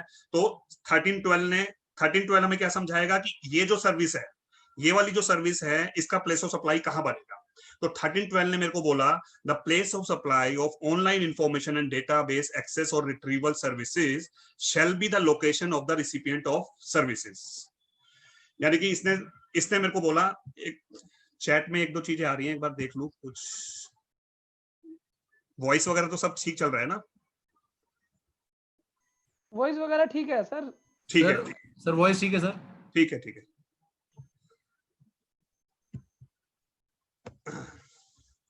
बीच में सर बता दीजिएगा अगर चैट में कुछ ऐसा आ रहा हो कि कुछ टेक करना है।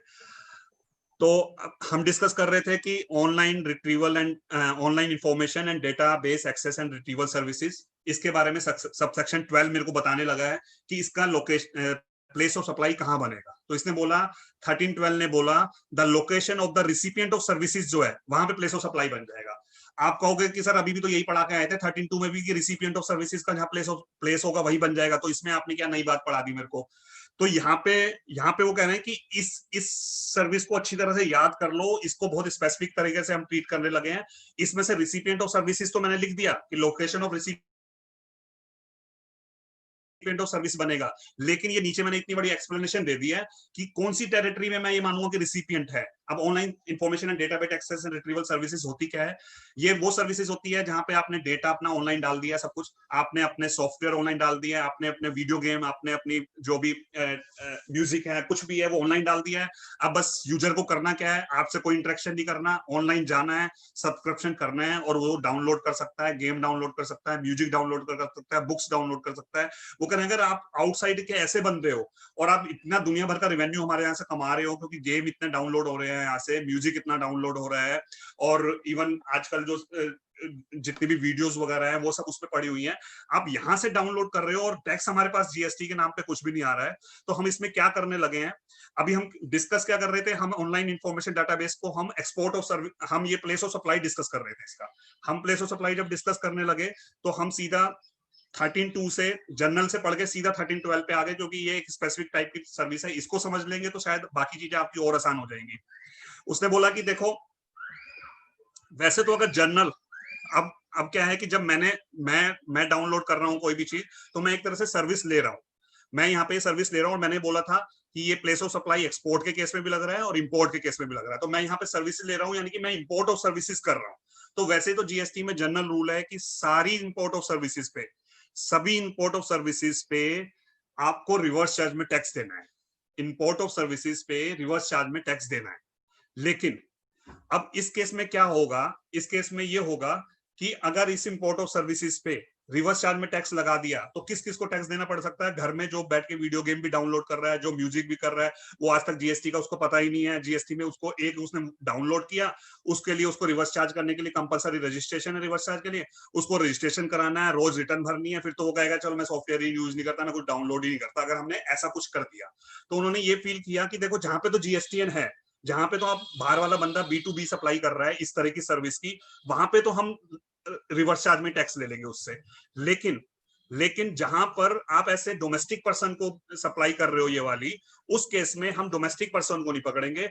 ये लायबिलिटी इन्होंने डाल दी इस फॉरेन पार्टी के ऊपर कि अगर आप इस तरह की सर्विस दे रहे हो, आप अपनी साइट बना के बैठे हो जिसमें आपका सॉफ्टवेयर है, जिसमें आपका डेटा है, जिसमें कुछ भी आपका है जो ऑटोमेशन मोड में है और वो डाउनलोड हो सकता है, तो उस केस में टैक्स देने वाले पर्सन आप बनोगे। जीएसटी के अंदर आप सबको पता है कि टैक्स जो लगाया जाता है, टैक्स टैक्स जो कलेक्ट किया जाता है वो सप्लायर से कलेक्ट किया जाता है, सप्लायर से कलेक्ट किया जाता है, लेकिन सप्लायर बाहर बैठा होता था तो उस केस में हम ले नहीं पाते थे उससे, तो हम यहाँ पे रिवर्स चार्ज लगा देते थे।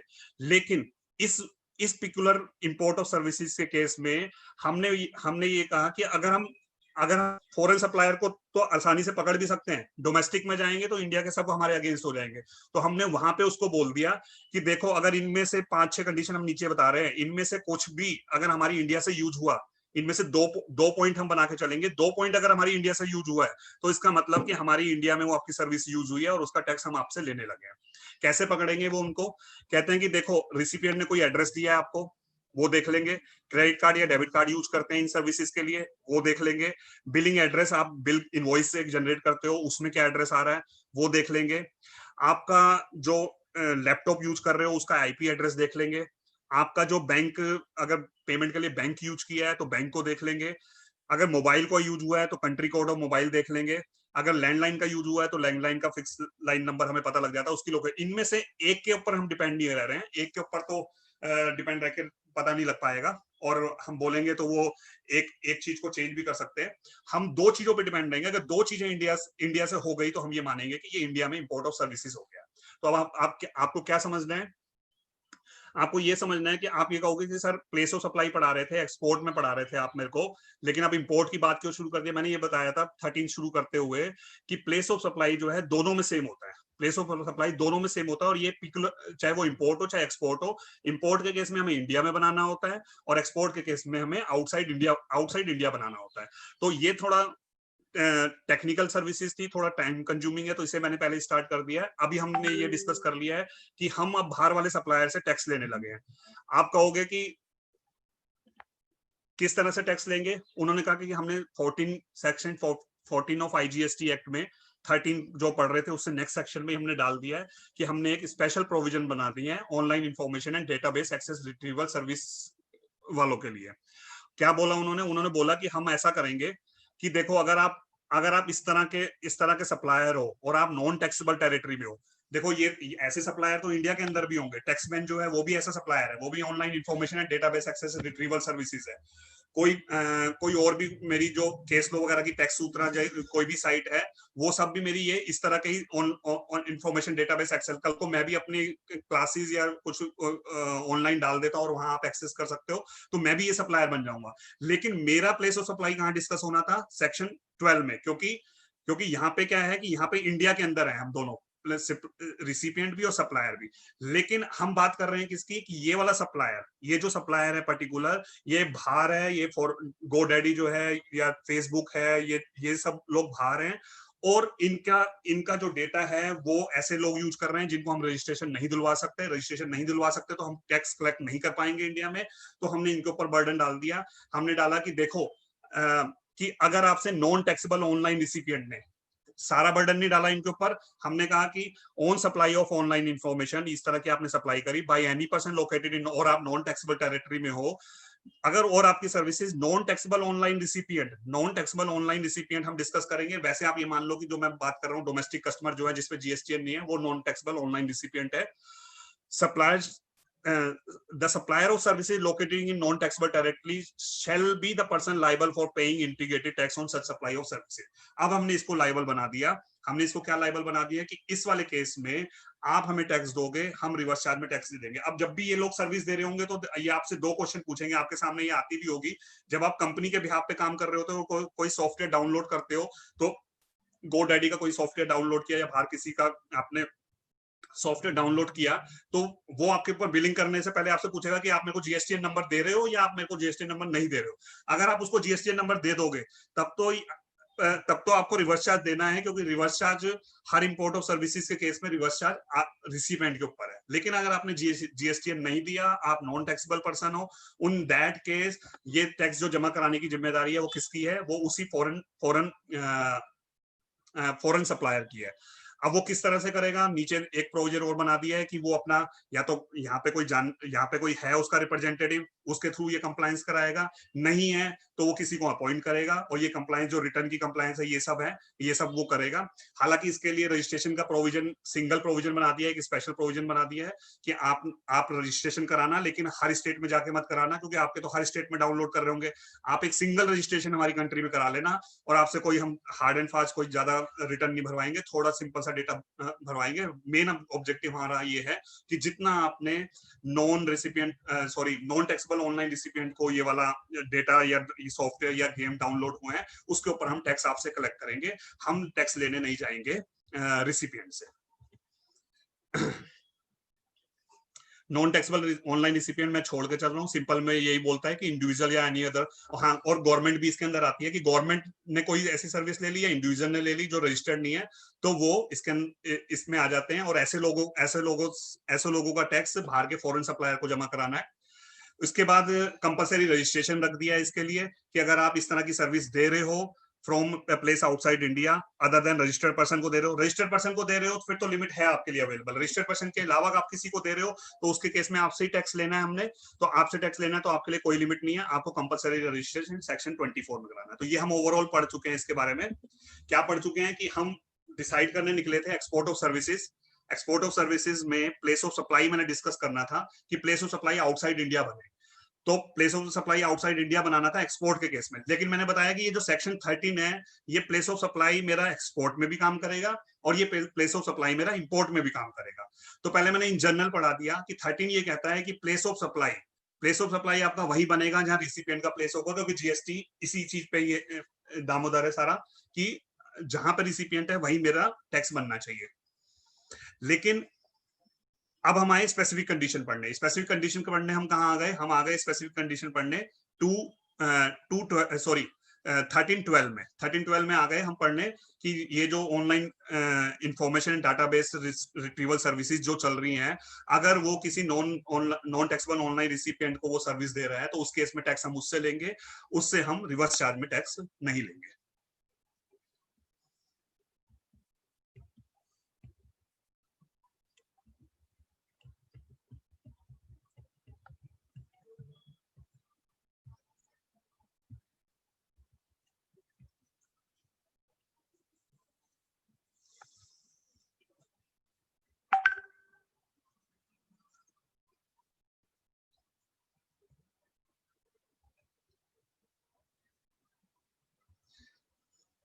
अब मैं आपको एक्सपोर्ट के एंगल से पहले हम डिस्कस करते हैं इंटरमीडियरी। हम क्या डिस्कस कर रहे हैं, अगेन यही डिस्कस कर रहे हैं कि अब इंटरमीडियरी के केस में प्लेस ऑफ सप्लाई कैसे बनेगा। इंटरमीडियरी के केस में आपको अगर जीरो रेटेड सप्लाई का फायदा लेना है तो आप जीरो रेटेड सप्लाई का बेनिफिट आप तभी ले पाएंगे, कब ले पाएंगे आप जीरो रेटेड सप्लाई का बेनिफिट, जब आप इसका place of supply outside India बना दो, place of supply outside India बना दो। लेकिन इंटरमीडियरी में बहुत बड़ी प्रॉब्लम यह आ रही है कि इंटरमीडियरी के केस में, एजेंट के केस में वो ये लोग बोल देते हैं कि एजेंट के केस में हमारे ऊपर, हमारी जुरिडिक्शन उसके ऊपर है और ये जो इंटरमीडियरी हैं ये इस तरह का काम कर रहे होते हैं कि ये जो सर्विसेज हैं ये यहीं पे कंज्यूम हो रही है। मतलब क्या है इंटरमीडियरी को, पहले हम समझते हैं। इंटरमीडियरी को जीएसटी में बोला गया है मीन्स अ ब्रोकर, कोई ब्रोकर टाइप का बंदा है, कोई एजेंट है और एनी अदर पर्सन है, by whatever name called, who arrange or facilitates the supply of goods or services or both or security between two or more person।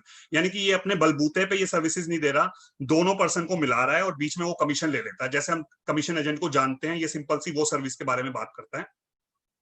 but does not include a person who supplies such goods or services or both और securities on his own account. अगर वो on his own account ये services provide कर देगा फिर तो बात ही खत्म हो गई, फिर तो इंटरमीडियरी वो रहा नहीं, वो कमीशन एजेंट रहा नहीं। लेकिन जो कमीशन एजेंट है उस केस में 13 ने एक सबसेक्शन अलग से बनाया, 13 सबसेक्शन 8 करके बनाया। उसने बोला कि इंटरमीडियरी के केस में, ऐसे कमीशन एजेंट के केस में, प्लेस ऑफ सप्लाई में कहां पे बनाऊंगा, प्लेस ऑफ सप्लाई में वहां नहीं बनाऊंगा जहां रिसिपिएंट होगा, प्लेस ऑफ सप्लाई वहां बनेगा जहां पर इंटरमीडियरी होगा, सॉरी यहाँ पे सप्लायर होगा। तो सप्लायर इंटरमीडियरी के केस में कहां पर होगा, सप्लायर जो इंडिया में प्रोवाइड कर रहा होगा सर्विसेज वहीं पे होगा। तो इस केस में एक्सपोर्ट ऑफ सर्विसेज, अगर इस तरह की सर्विसेज दे रहे हो तो एक्सपोर्ट ऑफ सर्विसेज आपका नहीं बन पाएगा और आपको उसके अंदर जीएसटी देना पड़ेगा। अब यहां से आप क्लियर कर सकते हो, एक एक केस आपका इंपोर्ट ऑफ सर्विसेज का बन चुका है और एक केस ये एक्सपोर्ट ऑफ सर्विसेज का डिस्कस कर रहे हैं। लेकिन आप ये देख सकते हो कि दोनों को डिस्कस करते हुए इंपोर्ट ऑफ सर्विसेज बना रहा हूं, चाहे एक्सपोर्ट ऑफ सर्विसेज बना रहा हूं, दोनों के केस में मैं सेक्शन 13 पे ही हूं, सेक्शन 13 को ही डिस्कस कर रहा हूं, क्योंकि प्लेस ऑफ सप्लाई वो दोनों के केस में डिसाइड करता है। अगर मेरे को एक्सपोर्ट बनाना है तो आउटसाइड इंडिया बन जाए प्लेस ऑफ सप्लाई, और अगर इंपोर्ट बनाना है तो इन इंडिया बन जाए। अब इंटरमीडियरी के केस में क्या हुआ, इंटरमीडियरी के केस में ये हुआ कि इस तरह की सर्विसेज दे रहा था, वो लग रहा था कि कमीशन की सर्विसेज दे रहा है, लेकिन अब डिपार्टमेंट क्या करेगा, अब डिपार्टमेंट की पूरी कोशिश रहेगी कि वो हर किसी को इंटरमीडियरी बोले, वो हर किसी को इंटरमीडियरी बोले। तो इस वजह से ये जो बैक ऑफिस की सर्विस देते हैं या जो जितने भी केपीओ वगैरह हैं, ये लोग गवर्नमेंट के पास पहुंच गए कि सर हमारा आप क्लियर करो, हमारा इंटरमीडियरी है या हमारा एक्सपोर्ट ऑफ सर्विसेज बन जाएगा, क्योंकि हम तो टेक्निकल नेचर के काम कर रहे हैं सारे के सारे। तो हमारा अगर आपने यहाँ पे प्लेस ऑफ सप्लाई इंडिया में बना दिया तो हमारा तो कुछ भी एक्सपोर्ट नहीं बनेगा, और जबकि आप देखो कि टोटल हम एक्सपोर्ट ही कर रहे हैं। तो उस केस में वो कहते हैं, उस केस में उन्होंने इस सर्कुलर के अंदर डिस्कस किया, इस सर्कुलर के अंदर उन्होंने बोला कि ये वाली सर्विसेज हमने पता लगाई है कि आप ये वाली सर्विसेज देते हो, ये वाली सर्विसेज में अगर आप जस्ट हेल्प कर रहे हो, जस्ट एंसिलरी सर्विसेज दे रहे हो, जस्ट आप प्री सेल और पोस्ट सेल आप जो सपोर्टिंग सर्विसेज हो रहे हैं वो अगर आप दे रहे हो, तो उस केस में तो हम आपको एजेंट ही मानेंगे। लेकिन अगर आप ऑन योर ओन, अगर आप ये आईटी सर्विसेज के कुछ एग्जांपल बनाए थे, आईटी वाले मेन गए थे पूछने, अगर आप ऑन योर ओन ये सर्विसेज दे रहे हो तो ऐसा कॉल सेंटर या ऐसा बैक ऑफिस ऑपरेशन हम उसे ये मानेंगे कि वो इंटरमीडियरी सर्विसेज नहीं दे रहा है, वो जो सर्विसेज दे रहा है वो उस नेचर की है जो अदर देन इंटरमीडियरी है, यानी कि जो कंसल्टेंसी नेचर की है, जो टेक्निकल नेचर की है। तो इसलिए अब आपको बहुत ध्यान रखना है कि जो भी अगर बाहर वाले पर्सन को कोई इंडिविजुअल या कोई भी अगर सप्लाई कर रहा है, तो उस केस में आपको एग्रीमेंट को इस तरह से ड्राफ्ट करना है कि उससे ये लगे कि वो ऑन इज ओन कुछ टेक्निकल या कुछ कंसल्टेंसी टाइप की सर्विसेज बाहर दे रहा है। अगर वो जस्ट सर्विसेज ऐसी लगेंगी कि जैसे कमीशन उसको दो पार्टी को मिलाया और उसमें से कमीशन मिल गया उसको, या दो उसके बाद की सेल्स के बाद की जो सपोर्टिंग सर्विसेज है या सेल के बारे में जो नॉलेज देनी है, उस तरह की सर्विसेज दे रहा है, तो उस केस में एक्सपोर्ट ऑफ सर्विसेज नहीं बनेगा, आपको जीरो रेटेड सप्लाई का बेनिफिट नहीं मिलेगा।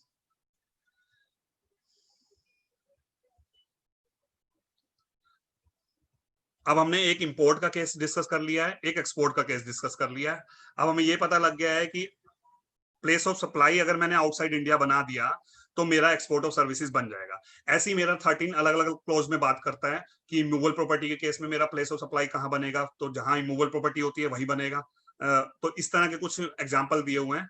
अब मैं जनरल एक्सपोर्ट को छोड़ के, अब मैंने स्टार्टिंग में बोला था कि एक्सपोर्ट आपके जब इनिशियल 2017 में आया था तो केवल एक ही एक्सपोर्ट था, जीरो रेटेड एक्सपोर्ट। तो ये ईओयू और या जो एडवांस ऑथराइजेशन जिनके पास होता था वो सब देखते रह गए कि भाई हमें तो आज से पहले बहुत बेनिफिट मिलते थे प्री जीएसटी रिजीम, हमें तो एक्सपोर्ट का बेनिफिट मिलता था, लेकिन अब हमारे लिए कोई बेनिफिट नहीं है। तो ऐसे वाले केस में इनको जीरो रेटेड सप्लाई में नहीं डाला गया, इनको अब पावर रखी हुई है गवर्नमेंट ने अपने पास कि एक डीम एक्सपोर्ट वो डिक्लेयर कर सकते हैं। तो उसके लिए वो बोलते हैं कि जो भी हम नोटिफिकेशन के थ्रू नाम बताएंगे उनका हम डीम्ड एक्सपोर्ट मान लेंगे। अब क्योंकि ये जीरो रेटेड सप्लाई में नहीं लिखा हुआ, ये किसी स्पेसिफिक स्कीम में लिख रहे हैं, तो इस स्कीम में जो लिखा हुआ है वो यहाँ पे export of export deemed export बनेगा, बाकी सब चीज नहीं बनेगी। अब जैसे मैं एक एग्जांपल ले लेता हूँ, यहाँ पे नंबर 3 पढ़ता हूँ, supply of goods by a registered person to EOU. अब इसने बोला कि कोई भी पर्सन इंडिया के अंदर ही, कोई भी पर्सन अगर इंडिया के अंदर ही ईओयू को सप्लाई कर देता है तो हम इसे डीम्ड एक्सपोर्ट मान लेंगे। क्या सप्लाई कर देता है, लेकिन गुड्स सप्लाई करना पड़ेगा। अगर ईओयू को आप सर्विसेज कर रहे हो तो नहीं बनेगा। लेकिन आप कहोगे सर जीरो रेटेड सप्लाई में तो ऐसा नहीं था, जीरो रेटेड सप्लाई में तो सर्विस का सप्लाई करो या गुड सप्लाई करो। तो इसलिए मैंने कहा था कि जीरो रेटेड सप्लाई बस 2 सप्लाई है, डायरेक्ट एक्सपोर्ट और एससीजेड। उसके अलावा जो स्पेसिफिक स्कीम में बताया गया है, जितना बताया गया है आपको उतना करना है। कोई यहाँ पे एलयूटी देने का ऑप्शन आपको नहीं दिया है। आपको गुड्स का एक्सपोर्ट करोगे टैक्स जमा करना पड़ेगा, हाँ बाद में आप इसका रिफंड ले सकते हो। तो ऐसे 3-4 लोगों का नाम लिखा गया है जिनको हम सप्लाई करोगे तो डीम्ड एक्सपोर्ट माना जाएगा। Supply of goods by a registered person against advance authorisation अगर आप सप्लाई करते हो, किसी के पास एडवांस ऑथराइजेशन है, आपने उसके अगेंस्ट उसको सप्लाई कर दी, देन अगेन ये डीम्ड एक्सपोर्ट माना जाएगा। लेकिन क्या सप्लाई करोगे, गुड्स ही करोगे। सप्लाई ऑफ कैपिटल गुड्स अगर आप करते हो, किसको करते हो, जिसके पास ये ईपीसीजी का लाइसेंस है, केवल कैपिटल गुड्स का तो आपका डीम्ड एक्सपोर्ट बन जाएगा। ईओयू को गुड्स सप्लाई करते हो तो आपका एक्सपोर्ट बन जाएगा। इसके अलावा किसी केस में भी आपका डीम्ड एक्सपोर्ट नहीं बनेगा, और इन केस में कोई एलयूटी अप्लाई नहीं होगी, और आपको एक्सपोर्ट करने के बाद आप इसके रिफंड के लिए अप्लाई कर सकते हैं। ये जितने भी है वर्ड यूज होते हैं, एडवांस ऑथराइजेशन। अब अगर आप इंपोर्ट एक्सपोर्ट के बारे में एक्सपर्ट बनना चाहते हैं तो एक एफटीपी पॉलिसी भी साथ साथ चलती रहती है। ये सब वर्ड वहां से निकल के आते हैं, ये सब बेनिफिट स्कीम उसके अंदर होती है। तो जब जीएसटी में समझाया गया तो उसमें भी इस तरह से समझाया गया, जो 1520 की जो एक्सपोर्ट एफटीपी पॉलिसी चल रही है उसमें जहां जो बेनिफिट इन लोगों को दिए गए हैं वही वर्ड हमने यहाँ पे यूज किया।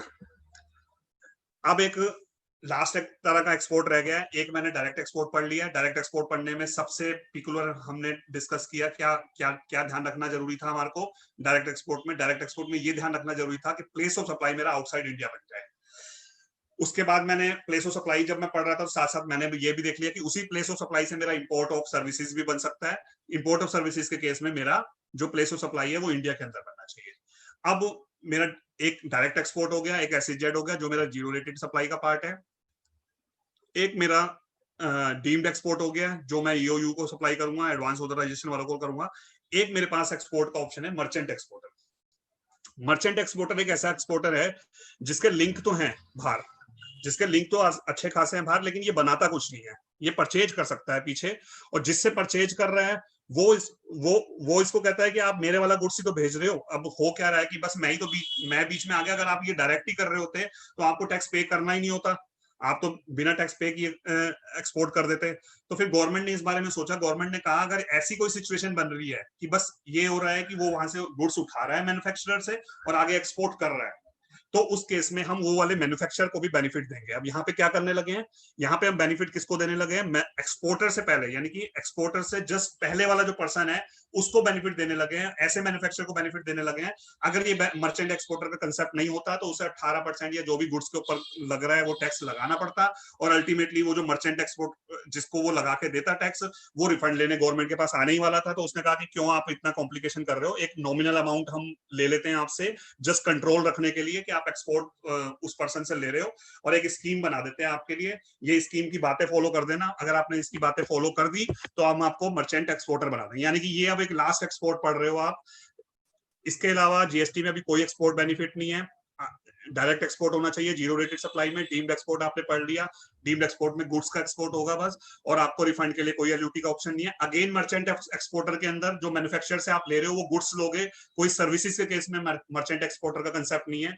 यानी कि जीरो रेटेड सप्लाई ही ऐसी सप्लाई है जिसके अंदर सर्विसेज के एक्सपोर्ट का कॉन्सेप्ट है, ना डीम्ड एक्सपोर्ट में ना मर्चेंट एक्सपोर्टर में सर्विसेज के एक्सपोर्ट का कॉन्सेप्ट नहीं है। अगर सर्विसेज आपने डायरेक्ट एक्सपोर्ट करनी है तो जीरो रेटेड सप्लाई में जाओ, हाँ उसकी डेफिनेशन आप फुलफिल करो। मर्चेंट एक्सपोर्टर में अब क्या कंडीशन लगा रहे हैं, मर्चेंट उस एक्सपोर्टर के लिए वो कंडीशन लगा रहे हैं कि देखो सबसे पहले तो दोनों रजिस्टर्ड होने चाहिए, क्योंकि हम ये चाह रहे हैं कि ये ट्रांजेक्शन जो है ये टोटल जो पोर्टल बना होता है या जो रिकॉर्ड है आपके वहां दिखती रहे हमें। तो वो कहते हैं कि देखो रजिस्टर्ड, पहले तो आप दोनों रजिस्टर्ड होने चाहिए, जो मर्चेंट एक्सपोर्टर है वो भी रजिस्टर्ड होगा, और जो क्या कहते हैं जो सप्लायर है वो भी रजिस्टर्ड होगा। तो यहाँ पे जहां जहां रिसिपिएंट वर्ड आएगा उसका मतलब है मर्चेंट एक्सपोर्टर, क्योंकि अभी रिसीव कौन कर रहा है, अभी रिसीव कौन करेगा, मर्चेंट एक्सपोर्टर रिसीव करेगा और फिर उसको एक्सपोर्ट कर देगा। और रजिस्टर्ड सप्लायर कौन कर रहा है, जो वो मैन्युफैक्चरर है वो इसको, तो रजिस्टर्ड सप्लायर हो रिसिपिएंट हो, पहले वो दोनों रजिस्टर्ड होने चाहिए। दूसरी कंडीशन है कि 90 डेज के अंदर वो रिसिपिएंट यानी कि वो मर्चेंट एक्सपोर्टर जिसने गुड्स ले लिया 90 डेज के अंदर एक्सपोर्ट कर देगा। 90 डेज के एक्सपोर्ट करने के बाद जो वो शिपिंग बिल फाइल करता है एक्सपोर्ट में, जब भी आप गुड्स का एक्सपोर्ट करते हो तो बिल ऑफ एक्सपोर्ट या आप पोर्ट के थ्रू करते हो तो शिपिंग बिल आपका फाइल होता है। शिपिंग बिल में वो जो सप्लायर है उसकी डिटेल भी लिखेगा, उसकी, क्योंकि हमें कैसे पता लगेगा कि उसको हमने कम टैक्स दिया था और वो अगर कुछ गड़बड़ हुई तो उससे टैक्स लेने जाना है, अगर कोई भी कंडीशन आपने तोड़ी तो उसने कहा कि इसका सप्लायर का जीएसटी नंबर आना चाहिए और सप्लायर का नाम आना चाहिए उस टैक्स इनवॉइस के ऊपर। उसके बाद जो ये आपका मर्चेंट एक्सपोर्टर है जो इस तरह का एक्सपोर्ट करने लगा है, मर्चेंट एक्सपोर्टर उस मैन्युफैक्चरर सप्लायर को बोलेगा कि देखो मैं एक्सपोर्ट प्रमोशन काउंसिल के पास रजिस्टर्ड हूं, तो वो ये चेक करेगा सप्लायर, अगर वो रजिस्टर्ड हुआ तभी वो ऐसी 0.1% वाला जो रिड्यूस टैक्स हम लगाने लगे हैं, तो वो बेनिफिट वो तभी ले पाएगा, अदरवाइज नहीं ले पाएगा। मतलब अब क्या हुआ कि जो वो मैन्युफैक्चरर है वो उसी रजिस्टर्ड रिसिपिएंट को दे सकता है जो एक्सपोर्ट प्रमोशन काउंसिल के पास रजिस्टर्ड हो। अगेन डीजीएफटी और एफटीपी पॉलिसीज इसमें पिक्चर में आती हैं, वहां से आप इसको देख सकते हो किस तरह से होता है रजिस्टर्ड। उसके बाद वो कहता है अब प्रोसेस क्या स्टार्ट होगी, ये तो फॉर्मेलिटी पूरी होगी, अब प्रोसेस ये स्टार्ट होगी कि वो जो मर्चेंट एक्सपोर्टर है ये एक ऑर्डर करेगा उस मैन्युफैक्चरर के ऊपर, और उस ऑर्डर की कॉपी वो उसके जुरिडिक्शनल ऑफिसर को देकर आएगा कि सर ये इतना ऑर्डर करने लगा हूं। और एक उसको सावधानी ये रखनी है कि जो भी वो मैन्युफैक्चरर से ले रहा है वो मैन्युफैक्चरर से सीधा पोर्ट पे लेके जाएगा या तो कस्टम के प्लेस पे लेकर जाएगा। अगर वो कस्टम के प्लेस पे लेके नहीं जाना चाहता डायरेक्ट, क्यों नहीं लेके जाना चाहता, क्योंकि जैसे ये मैन्युफैक्चरर एक है ऐसे उसके 10 मैन्युफैक्चरर है, पहले सबसे माल इकट्ठा करेगा और फिर वो आगे एक्सपोर्ट करेगा। तो वो कहता है कि फिर आप एक रजिस्टर्ड वेयर हाउस ले लो, आप उसको रजिस्टर्ड करा लो वेयर हाउस को, फिर आप उसमें ले जाओ, या तो आप डायरेक्ट हमारे कस्टम स्टेशन पे ले आओ। कस्टम स्टेशन कौन कौन से होते हैं, हमारे पोर्ट पे ले आओ, या इनलैंड कंटेनर डिपो हमने जगह जगह पे बनाए हुए हैं वहां ले आओ, एयरपोर्ट पे हमारा बना हुआ है वहां ले आओ, लैंड कस्टम स्टेशन पे ले आओ, या तो डायरेक्ट आप वहां पर ले आओ। अगर आप वहां डायरेक्ट नहीं लेकर आ रहे हो तो आप कहां पर लेकर आओगे, तो आप अपने वेयर हाउस जो रजिस्टर्ड है वहां पे लेकर जाओगे, वहां पे एग्रीगेट कर लेना और उसके बाद आप एक्सपोर्ट कर देना। तो ये कंडीशन पूरी करोगे तो आपको मर्चेंट एक्सपोर्टर का बेनिफिट मिल जाएगा और आप 0.1% का टैक्स दे सकते हो। और उसके बाद जब ये एक्सपोर्ट हो जाएगा तो इस एक्सपोर्ट होने के बाद आप शिपिंग बिल और जितनी भी फॉर्मेलिटियां हुई हैं वो अपने उस सप्लायर को दे दोगे। वो सप्लायर के पास प्रूव हो गया कि हाँ भाई जो मैंने उसने रिड्यूस रेट पे जो मैंने एक्सपोर्ट किया था वो फाइनल हो गया है, 90 डेज के अंदर वो चला गया है और सारी फॉर्मेलिटी पूरी हो गई है और अब मेरे को कोई दिक्कत नहीं आएगी आगे। तो ये मर्चेंट एक्सपोर्टर का केस था। इंपोर्ट ऑफ सर्विसेज का एक एग्जाम्पल डिस्कस करके हम आ चुके हैं, लेकिन इंपोर्ट ऑफ सर्विसेज के बारे में अगेन जैसे एक्सपोर्ट ऑफ सर्विसेज की कंडीशन थी ऐसी इंपोर्ट ऑफ सर्विसेज की कंडीशंस हैं। मेन कंडीशन उसके अंदर एक ही है कि place of supply of services India के केस में इंडिया में होना चाहिए। यानी कि जब आपको इंपोर्ट ऑफ सर्विसेज बनाना है तो प्लेस ऑफ सप्लाई उठा के आप कहां लेकर आओगे, इंडिया में लेकर आओगे। यानी कि आप सेक्शन 13 से ये चेक करोगे कि स्पेसिफिक केस में या जनरल केस में जहां पे भी फॉल कर रहा है वहां से प्लेस ऑफ सप्लाई उसका कहां बन रहा है। अगर वो इंडिया में बन गया प्लेस ऑफ सप्लाई इंडिया में बन गया तो आपको उसके ऊपर इंपोर्ट में टैक्स देना है, रिवर्स चार्ज में। नीचे मैंने रिवर्स चार्ज की एंट्री लिखी है कि इंपोर्ट ऑफ सर्विसेज के केस में आपको रिवर्स चार्ज देना है, अदरवाइज नहीं देना। अब जैसे मैं एग्जांपल लेता हूं कि सपोज करो ये तो मैंने अभी एक कमीशन एजेंट का या इंटरमीडियरी का एग्जांपल मैंने इंडिया का इंटरमीडियरी ले लिया था। अब मैं एक एग्जांपल लेता हूं जो इंटरमीडियरी है आउटसाइड इंडिया। एक इंटरमीडियरी है हमारा आउटसाइड इंडिया इंटरमीडियरी है। तो अब क्या होगा कि अब हमें कंडीशन देखनी है इंपोर्ट की। पहली कंडीशन है supplier of services located outside India, यानी कि वो कमीशन एजेंट कहां पर है, लोकेटेड आउटसाइड इंडिया में। ठीक है, ये कंडीशन पूरी हो गई। Recipient of service located in India, यानी कि जब मैं कमीशन एजेंट से सर्विसेज ले रहा हूं तो मैं कहां पर हूं, मैं इंडिया में हूं, ये भी कंडीशन हो गई। अब जब इसकी तीसरी कंडीशन आप पूरे करने जाओगे तो इंटरमीडियरी के केस में फिर दोबारा से प्लेस ऑफ सप्लाई आप उसी क्लोज में 13(8) में जाके देखोगे, उसने ये बोला था कि सप्लायर जहां पे होगा प्लेस ऑफ सप्लाई वहां बन जाएगा। जैसे इंडिया में कमीशन एजेंट सर्विस दे रहा था तो इंडिया में प्लेस ऑफ सप्लाई बन गया था। अब क्योंकि वो बाहर दे रहा है और वो इंटरमीडियरी वाली सर्विसेज है, वो कमीशन नेचर की है, वो कोई टेक्निकल या कंसल्टेंसी नेचर की नहीं है, तो इसका प्लेस ऑफ सप्लाई कहां पे बन गया आपका, इसका place of supply outside India बन गया। आउटसाइड इंडिया बनते ही आप इंपोर्ट से बाहर हो गए, आपको कोई टैक्स नहीं देना, आप इस जुरिडिक्शन से बाहर हो गए। तो आप समझ सकते हो अगर ये इंटरमीडियरी या कमीशन एजेंट जो होते हैं, आप इनकम टैक्स में भी यही चीज पढ़ते हो, जो कमीशन एजेंट हमारा होता है उस पर गवर्नमेंट कहती है कि जहां का वो है उसी की जुरिडिक्शन है उसके ऊपर, तो वही टैक्स लगाती है। अब जीएसटी में भी सेम कॉन्सेप्ट है, जीएसटी भी इंडिया वाले कमीशन एजेंट पे इंडिया ले रही है और उस जो बाहर वाला कमीशन एजेंट है उसके केस में वो भी वहां पे भी जो जीएसटी या जीएसटी की तरह टैक्स होगा वो लोग ले रहे हैं। तो इंपोर्ट ऑफ सर्विसेज के केस में और ये एक्सपोर्ट ऑफ सर्विसेज के केस में रेफर मेरे को सेक्शन 13 ही करना है। जब इंपोर्ट ऑफ सर्विसेज बनाया तो उसमें 3 कंडीशन ही है। 3 कंडीशन क्या है मेरी कि सॉरी मैं ऐसे समझाना चाह रहा हूँ कि इसमें 3 कंडीशन ही है, लेकिन जब एक्सपोर्ट बनाना है तो 2 एडिशनल कंडीशन और है कि फॉरेक्स लेकर आनी है आपको और मेयरली एस्टेब्लिशमेंट आपकी नहीं होनी चाहिए। ये आपका हम एक तरह से कंक्लूड कर सकते हैं कि एक्सपोर्ट ऑफ सर्विसेज और इंपोर्ट ऑफ सर्विसेज हमारा कंक्लूड हो गया। उसके बाद फ्रेंड्स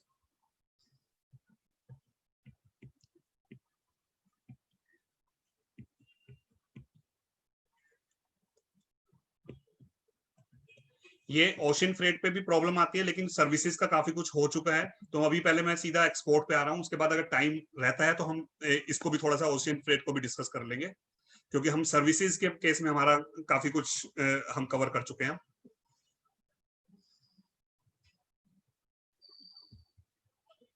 अच्छा, अब जब आप इतना पढ़ चुके हो, तो इतना पढ़ने के बाद अब आपने ये क्वेश्चन आपके दिमाग में आएगा कि सर आप ये तो पढ़ाते जा रहे हो कि एक्सपोर्ट ऑफ गुड्स बन गया, इंपोर्ट ऑफ गुड्स बन गया, एक्सपोर्ट ऑफ सर्विसेज बन गया, इंपोर्ट ऑफ सर्विसेज बन गया, लेकिन इसके केस में एक आपको भी पता है, इसके केस में प्रॉब्लम एक आती है कि टैक्स कौन सा लगाना है, सी या एस लगाना है या मेरे को आई लगाना है। तो जैसे लेवी का सेक्शन हमारे पे सीजीएसटी एक्ट में है, वैसी लेवी का सेक्शन हमारे पास आईजीएसटी एक्ट में है। आईजीएसटी एक्ट में मेरे पास लेवी का section on the same line of section 9 है। जैसे सेक्शन 5 यहाँ पे है, ऐसे सेक्शन 9 मेरा सीजीएसटी में चलता रहता है। ये लेवी की बात करता है आईजीएसटी टैक्स के लगाने की। आईजीएसटी टैक्स वैसे हमें पता है कि आईजीएसटी अपने आप में टैक्स नहीं है, बाइफर्केशन करने के लिए एक नाम दे दिया है इसको, जिसका बाइफर्केशन वो अपने हिसाब से करेंगे, कलेक्शन कर रहे हैं। लेकिन एक आईजीएसटी नाम की कोई चीज है, वो अपनी लेवी कलेक्शन कौन से सेक्शन से लेती है, सेक्शन 5 से लेती है। तो सेक्शन 5 क्या बोलता है कि जितनी भी इंटरेस्ट रेट सप्लाई करोगे, जो भी इंटरेस्ट रेट सप्लाई करोगे उसके ऊपर आईजीएसटी लगेगा।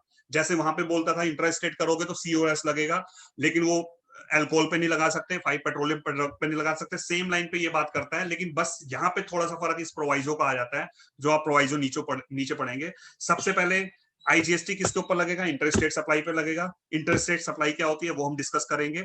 इंटरेस्ट रेट सप्लाई, जो इंटरेस्ट रेट सप्लाई होती चली गई, उसमें आप देखोगे इंटरेस्ट रेट सप्लाई के अंदर एक्सपोर्ट, इंपोर्ट, ये सब आ जाएगा। ये सब आने का मतलब उसके ऊपर इंपोर्ट एक्सपोर्ट जितनी भी मैं बातें कर रहा हूँ सबके ऊपर आईजीएसटी लगना है। लेकिन एक आईजीएसटी ऐसा भी है जो हम इस वाले एक्ट में नहीं लगाने लगे, उसके लिए हम आपको कस्टम में भेज रहे हैं।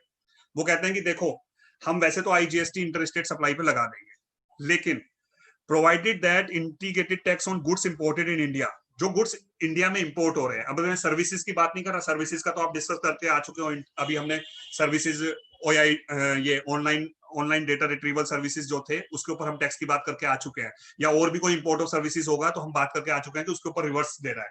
अब बात चल रही है यहाँ पे गुड्स इंपोर्ट हुए। वो कह रहे हैं गुड्स इंपोर्ट जब होते हैं तो एक कस्टम अभी मर्ज हुआ ही नहीं है जीएसटी के अंदर, कस्टम का अलग से प्रोसीजर चल ही रहा है। तो जब वो गुड्स वहां पे आ रहे हैं, वहां पे कस्टम लग रहा है, तो जिस लेवल पे कस्टम लगेगा, कस्टम कहाँ पे लगेगा, जब वो एक बिल ऑफ एंट्री वहां पे फाइल करते हैं होम कंजम्पशन के लिए। कह रहे हैं जब वो होम कंजम्पशन में बिल ऑफ एंट्री में वो कस्टम लगाने लगेंगे, उस पे वो हमारा आईजीएसटी का एक छोटा सा एलिमेंट है, वो भी वहां पे ही कैलकुलेट कर लेंगे। तो उन्होंने ये वाला आईजीएसटी इसके प्रीव्यू से बाहर कर दिया। इन्होंने बोला कि ये वाला आईजीएसटी आपका कहाँ लगेगा, इसके लिए आप कस्टम टैरिफ एक्ट पढ़ो। तो अब थोड़ी सी मजबूरी आपके लिए कस्टम टैरिफ एक्ट पढ़ने की भी हो गई, क्योंकि अब आपको पूरा जीएसटी सीखना है, तो फिर आपको कस्टम भी पता होना चाहिए। क्योंकि एक आईजीएसटी का पोर्शन जिसका क्रेडिट तो यहाँ मिलने वाला है, लेकिन वो टैक्स कहाँ लग के आएगा आपको, वो बिल ऑफ एंट्री पे लग के आएगा। तो सारा सेक्शन 5 जो है 9 के लाइन पे चलता रहता है, लेकिन एक डिफरेंस बस इसमें आ जाता है। ये बोलता है कि कोई गुड्स जो इंपोर्ट हुआ है उसका जो टैक्स लगेगा हमारा, वो टैक्स लगेगा section 3 of custom tariff act 1975 में जो प्रोसीजर है, जहां पे उसका वो टैक्स का जो पॉइंट ऑफ टैक्सेशन बनेगा, तब टैक्स लगाएंगे। जो वैल्यूशन जैसे करेंगे, वैसे कर देना, उसके ऊपर आईजीएसटी का रेट लग जाएगा। तो अगर आज के टाइम में मैं बिल ऑफ एंट्री का आप कभी बिल ऑफ एंट्री देखेंगे जो आप इंपोर्ट ऑफ गुड्स करते हैं, तो आप इस तरह से देखेंगे कि बीसीडी आज के टाइम में नहीं हटा है, बीसीडी का पोर्शन आपको वहां पे दिख जाएगा। एक फिर कस्टम के अंदर ये स्वच्छ भारत सेस आ गया है 10% का कुछ, आपको वहां वो दिखेगा। फिर ये सब ऐड होने के बाद, वैल्यू में ऐड होने के बाद, उसके बाद आपको एक आईजीएसटी दिखेगा। वो आईजीएसटी यही वाला आईजीएसटी है जो बोला है इसने कि गुड्स के लिए आईजीएसटी लगाना है, तो आप कस्टम एक्ट में चले जाओ। तो अब हमने क्या समझ लिया, यहाँ पे सेक्शन 5 ने लेवी किया था। ये सारी बातें आईजीएसटी में क्यों चल रही हैं, क्योंकि आईजीएसटी एक्ट बनाई जुरिडिक्शन को डिसाइड करने के लिए। जब भी दो स्टेट इन्वॉल्व कर रही हैं, चाहे वो इंटर स्टेट को डिसाइड करना हो, चाहे वो इंटर स्टेट को डिसाइड करना, जब भी दो स्टेट इन्वॉल्व कर रही हैं या दो जुरिडिक्शन इन्वॉल्व कर रही हैं, तो आईजीएसटी में उसको रेफर कर देते हैं। अब आईजीएसटी सेक्शन लेवी वाले सेक्शन ने मेरे को बोला कि ये जो आईजीएसटी है वो इंटरस्टेट सप्लाई पे लगेगा। तो इंटरस्टेट सप्लाई क्या है, इंटरस्टेट सप्लाई हमारी ये है। अगर मैं थोड़ा सा इसको समझाने से पहले मैं आपको ये कुछ इस तरह से हमारा एक्सपोर्ट और इंपोर्ट के केस में जब गुड्स का इंपोर्ट या एक्सपोर्ट होता है हमारा, तो इस तरह से इंडिया को डिफाइन किया गया है कस्टम एक्ट के अंदर। तो थोड़ा सा मेरा कोशिश है कि आपको जीएसटी में तो ज्यादा इसका जरूरत नहीं पड़ता, लेकिन फिर भी आपको थोड़ा सा एक ब्रीफ आइडिया हो कि ये हमारी एक बेस लाइन से स्टार्ट होता है। सबसे लेफ्ट हैंड साइड में आप देखोगे कि ये हमारी इंडिया की बेस लाइन है। जो भी इस वाटर के पास होगा वहां से हमने एक बेस लाइन ले ली है। अब इस बेस लाइन से हम सीधे सीधे चलना स्टार्ट किए। इस बेस लाइन से हम पहुंच गए 200 नॉटिकल माइल्स तक। 200 नॉटिकल माइल्स तक। अभी मैं आपको हाई सी सेल्स भी समझाऊंगा। तो मैं समझाऊंगा कि देखो 200 नॉटिकल माइल्स तक तो हम ही चल रहे थे, हमारा इंडिया था। उसके पहले जो सेल हो गई है वो हाई सी सेल हो गई। तो हम थोड़ा इंडिया को समझ रहे हैं कि इंडिया की जुरिडिक्शन, जो कस्टम वालों की अथॉरिटी होती है, वो कहां तक होती है उनके पास। वो कहते हैं कि देखो जो ये बेस लाइन है ना, बेस लाइन से जो 12 नॉटिकल माइल है, 12 नॉटिकल माइल के साथ तो हम बिल्कुल जुड़े हुए हैं। 12 नॉटिकल माइल तो ये समझ लो जिस स्टेट या जिस कोस्टल स्टेट से जुड़ा हुआ है, ये उसी का ही पार्ट है। ये वही वाली स्टेट है। अगर इसमें कुछ टैक्स लेना होगा तो वही वाली स्टेट लेगी। अगर इसके अंदर कोई सप्लाई हो रही है तो वही वाली स्टेट ले लेगी। तो 12 नॉटिकल माइल तक आपकी टेरिटोरियल सी बोलते हैं।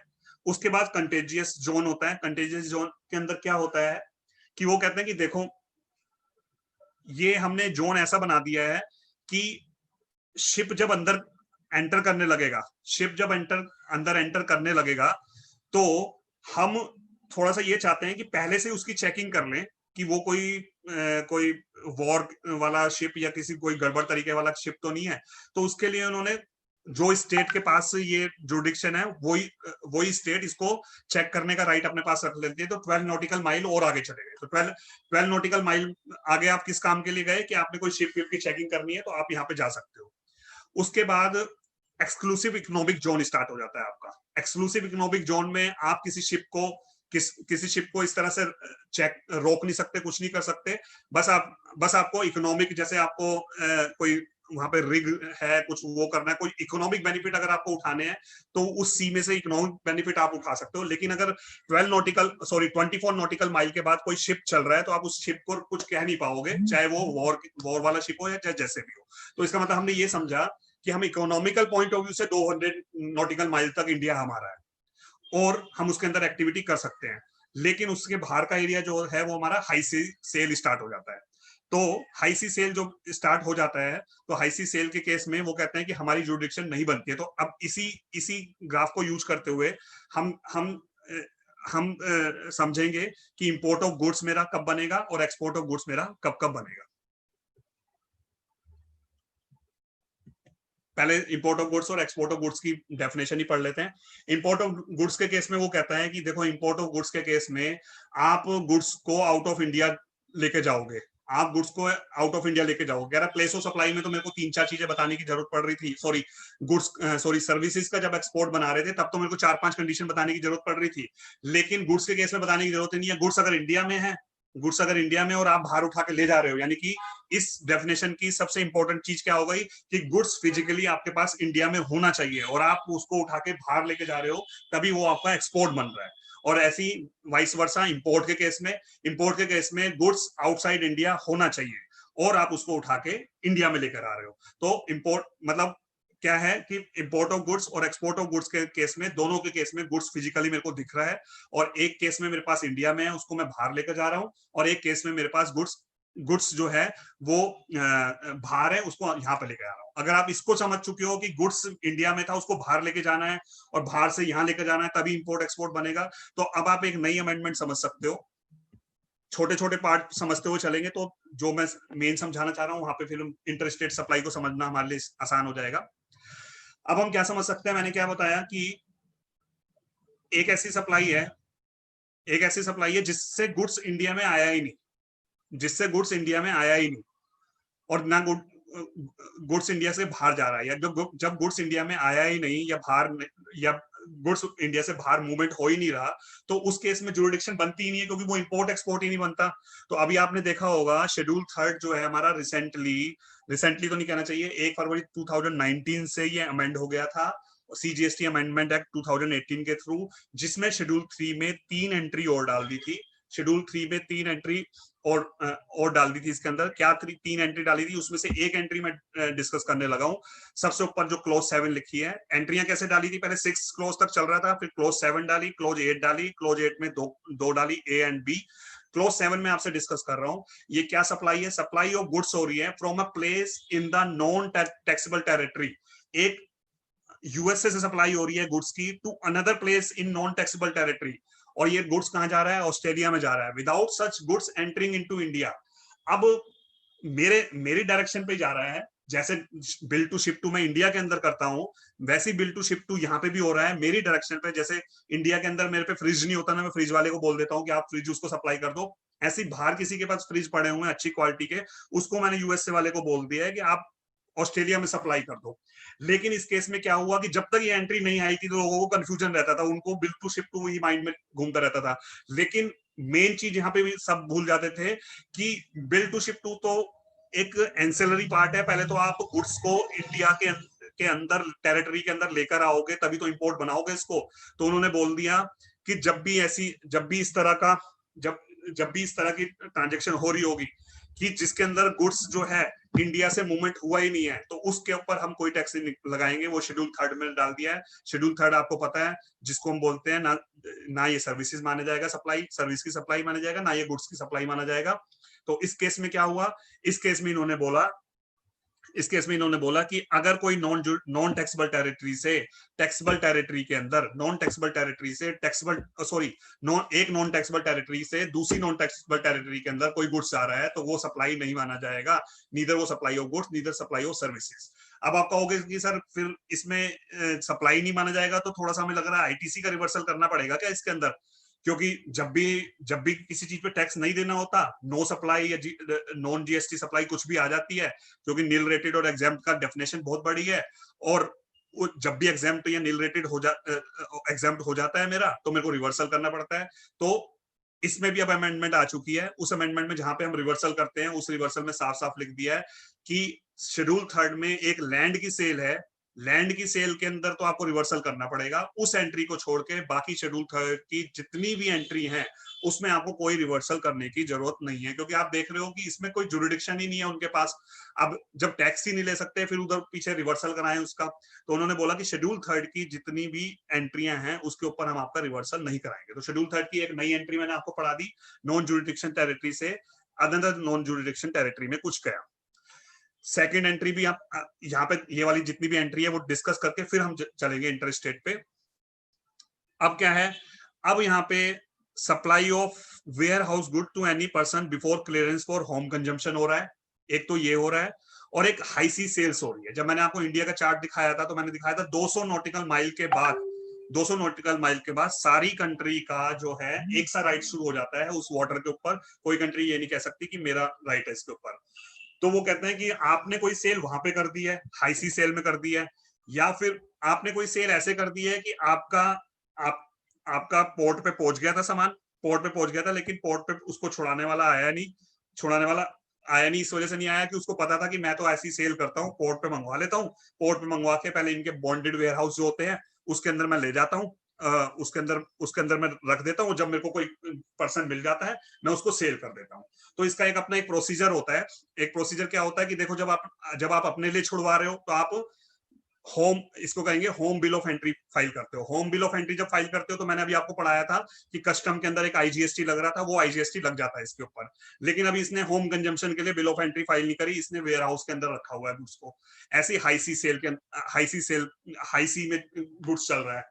तो इन दोनों केस में उसने क्या करा है कि अब वो जो बिल ऑफ एंट्री है, बिल ऑफ एंट्री होम कोई तो फाइल करेगा ही बिल ऑफ एंट्री, लेकिन वो सबसे लास्ट का पर्सन फाइल करेगा। तो एक ही ट्रांजैक्शन पे बार बार टैक्स ना लगे, एक ही बार टैक्स लगे जब वो उस वेयर हाउस से जो छुड़ाने आएगा उससे हम आईजीएसटी ले लेंगे, क्योंकि हम तो लिख दिया है कि कस्टम में जैसे कस्टम लेते हैं, कस्टम वाले भी तो कस्टम इस तरह से लेते हैं, जब बॉन्डेड वेयर हाउस में से जो बिल ऑफ एंट्री फाइल करने आता है उससे टैक्स ले लेते हैं। तो कह रहे हैं कि हम आईजीएसटी भी उस टाइम पे ले लेंगे, इसलिए इन्होंने इन दोनों ट्रांजेक्शन को भी किस में डाल दिया, शेड्यूल 3 के अंदर डाल दिया कि इन दोनों ट्रांजेक्शन के ऊपर भी हमारा कोई टैक्स नहीं लगेगा। तो 3 ट्रांजेक्शन हो गई है, जो आप समझ भी पा रहे होंगे अब कि नॉन टैक्सेबल। अब मैं जो क्लोज 7 है उसको थोड़ा सा कंपेयर करके दिखाना चाह रहा हूँ आपको सर्विसेज से भी। सर्विसेज में भी हमने ऐसा एग्जांपल पढ़ा था, जब मैंने आपको कहा था कि पार्ट मैंने आउटसोर्स कर दिया है, और आउटसोर्स करके मैंने उसको बोला कि यूएसए वाले को बोला कि ऑस्ट्रेलिया वाले को सप्लाई कर दे, बाकी तो मैं कर रहा हूँ। उस केस में आप ये नहीं कह सकते कि ये नॉन टैक्सेबल टेरिटरी वाला है। क्यों नहीं कह सकते? क्योंकि यहाँ पे क्या है कि यहाँ पे गुड्स का यहाँ से जाना, आउट ऑफ इंडिया जाना जरूरी है। यहाँ पे एक्सपोर्ट ऑफ गुड्स की डेफिनेशन क्या बोलती है? एक्सपोर्ट ऑफ गुड्स की डेफिनेशन बोलती है कि मूवमेंट होना चाहिए गुड्स का, और वो इंडिया से बाहर जाना चाहिए, तभी एक्सपोर्ट ऑफ गुड्स बनेगा। लेकिन एक्सपोर्ट ऑफ सर्विसेज के केस में 5 कंडीशन है, 5 कंडीशन फुलफिल हो रही है आपकी, तो चाहे आप बाहर वाले से काम करा रहे हो, चाहे यहाँ पे कर रहे हो, आप तो 100 करोड़ की बिलिंग ही कर रहे हो, तो आपके लिए पूरा एक्सपोर्ट बनेगा। तो आप इसको कंपेयर कर सकते हो कि जब भी ये तीनों क्लॉज जो आई है वो गुड्स के केस में है, सर्विसेज के केस में नहीं है। सर्विसेज के केस में नॉन टैक्सेबल टेरिटरी से नॉन टैक्सेबल टेरिटरी में आप सर्विस करा सकते हो। स्टिल आपको जब आप कराओगे, जो सर्विसेज आपने आउटसोर्स करी वो आपके लिए इंपोर्ट ऑफ सर्विसेज बन जाएगा, क्योंकि आपने उससे सर्विसेज ले ली जिसने आउटसोर्स किया। और जिसको आप बिलिंग करोगे, जिससे आप 100 करोड़ पे आएगा, उसको आप एक्सपोर्ट का इनवॉइस रेज करोगे, तो ये आपका इंपोर्ट एक्सपोर्ट बनेगा। लेकिन अगर गुड्स नॉन टैक्सेबल टेरिटरी से नॉन टैक्सेबल टेरिटरी जा रहा है तो उस पर कोई टैक्स नहीं लगेगा आपका। अब इसमें इतना पढ़ाने के बाद इंटर स्टेट सेल, ये जितनी भी चीजें मैंने पढ़ाई हैं उन सबको ये बोल देता है कि इन सबके ऊपर आईजीएसटी लगेगा। इसके बाद सब कुछ में आपको गुड्स का इंपोर्ट एक्सपोर्ट पता लग गया, गुड्स का सर्विसेज का इंपोर्ट एक्सपोर्ट पता लग गया। नितिन जी 5-10 मिनट लगा के रिफंड का करूं या पहले क्वेरी लें? कर लीजिए। तो एक छोटी सी स्लाइड है जो कि सब मैंने स्टार्टिंग में भी बोला था कि रिफंड का सबको रहता है कि जब सर एक्सपोर्ट तो करा दिया आपने और इतना बोला भी इतना रिफंड आपके पास आने वाला है, तो थोड़ा बता दो फिर रिफंड मिलेगा किस तरह से। तो मैंने कहा आज के टाइम में आप ये 4 सर्कुलर नोट कर लो, ये 4 सर्कुलर नोट कर लो, उसमें से भी 4 को 3 भूल भी जाओगे तो कोई बात नहीं, 125 नंबर नोट कर लो।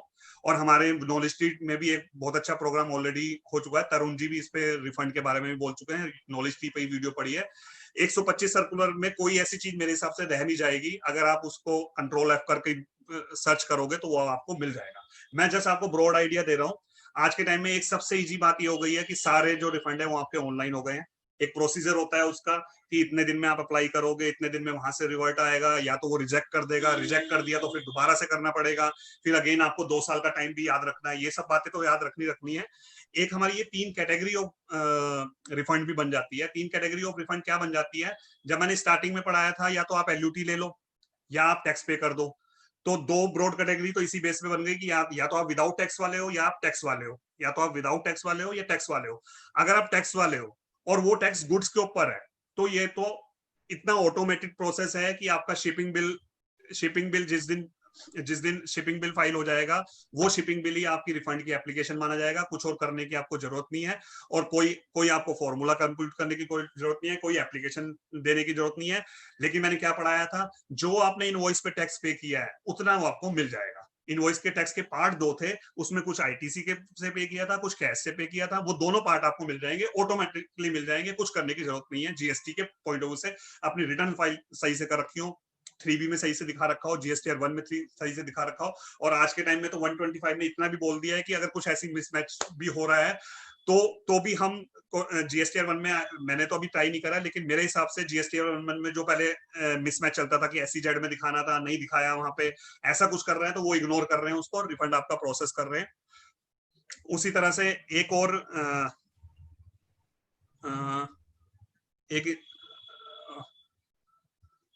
एक छोटी सी चीज और आई थी, वो स्किप कर रही है अभी माइंड से, नेक्स्ट पे चलते हैं अभी।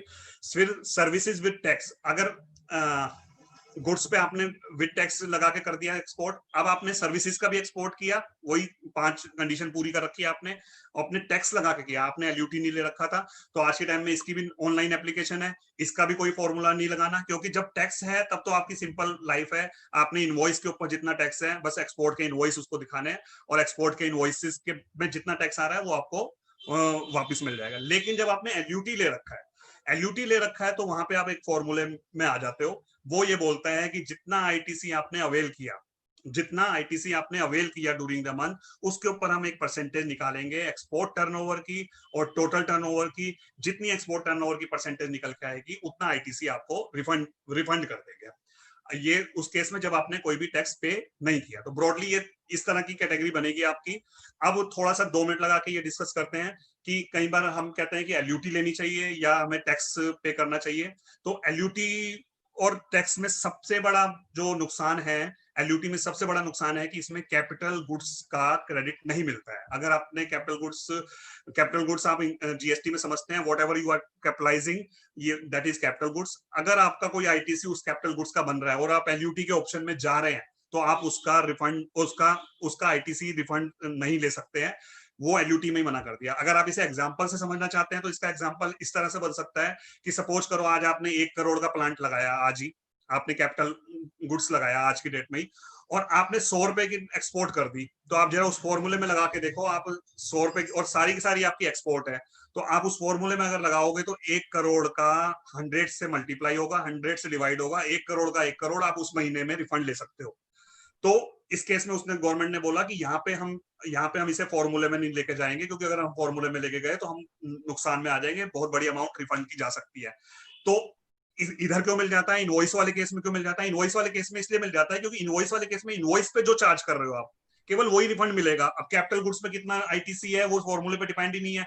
इनवॉइस पे अगर 200 रुपए है तो 200 रुपए का रिफंड मिलना है। इसलिए सबसे बड़ा डिफरेंस आप ये ध्यान रखो कि अगर आपके पास कैपिटल गुड्स का आईटीसी पड़ा हुआ है, अगर आपके पास कैपिटल गुड्स का आईटीसी पड़ा हुआ है और वो डोमेस्टिकली नहीं यूज हो रहा है, आपका वो आईटीसी डोमेस्टिकली यूज नहीं हो रहा है, तो आप कभी भी एलयूटी में ना जाएं। फिर आपको जाना चाहिए टैक्स के साथ पे करने के लिए, क्योंकि वहां पे आपको कैपिटल गुड्स का भी आईटीसी मिलता चल रहा है। तो ये कुछ बातें आपको ध्यान में रखते हुए अपना डिसाइड करना है।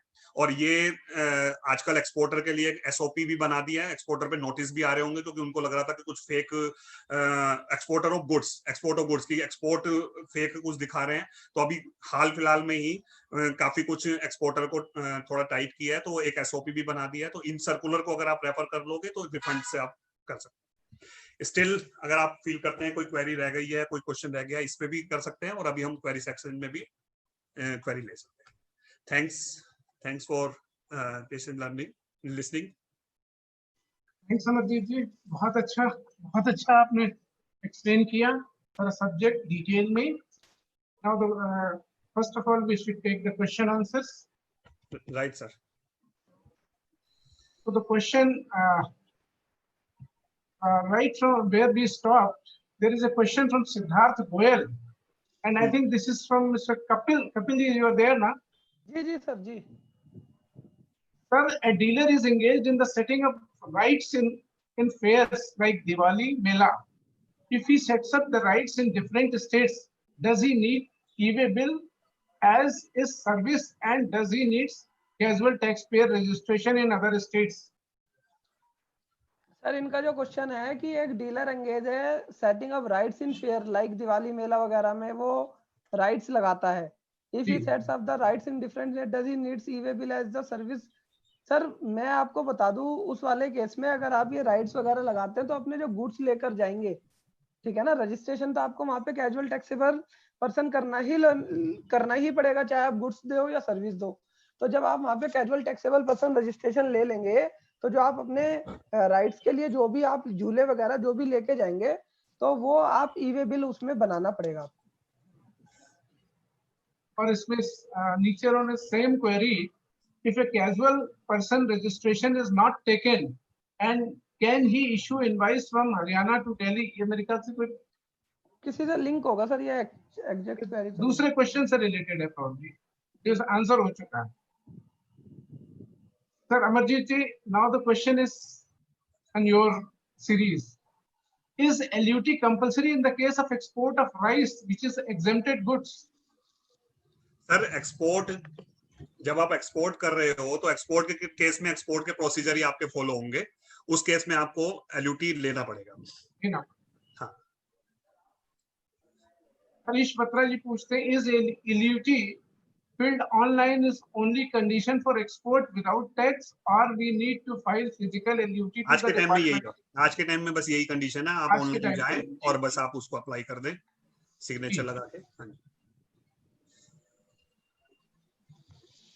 We had done export of services without tax, and after 2 months at the time of receipt of the forex we had discounted it outside India.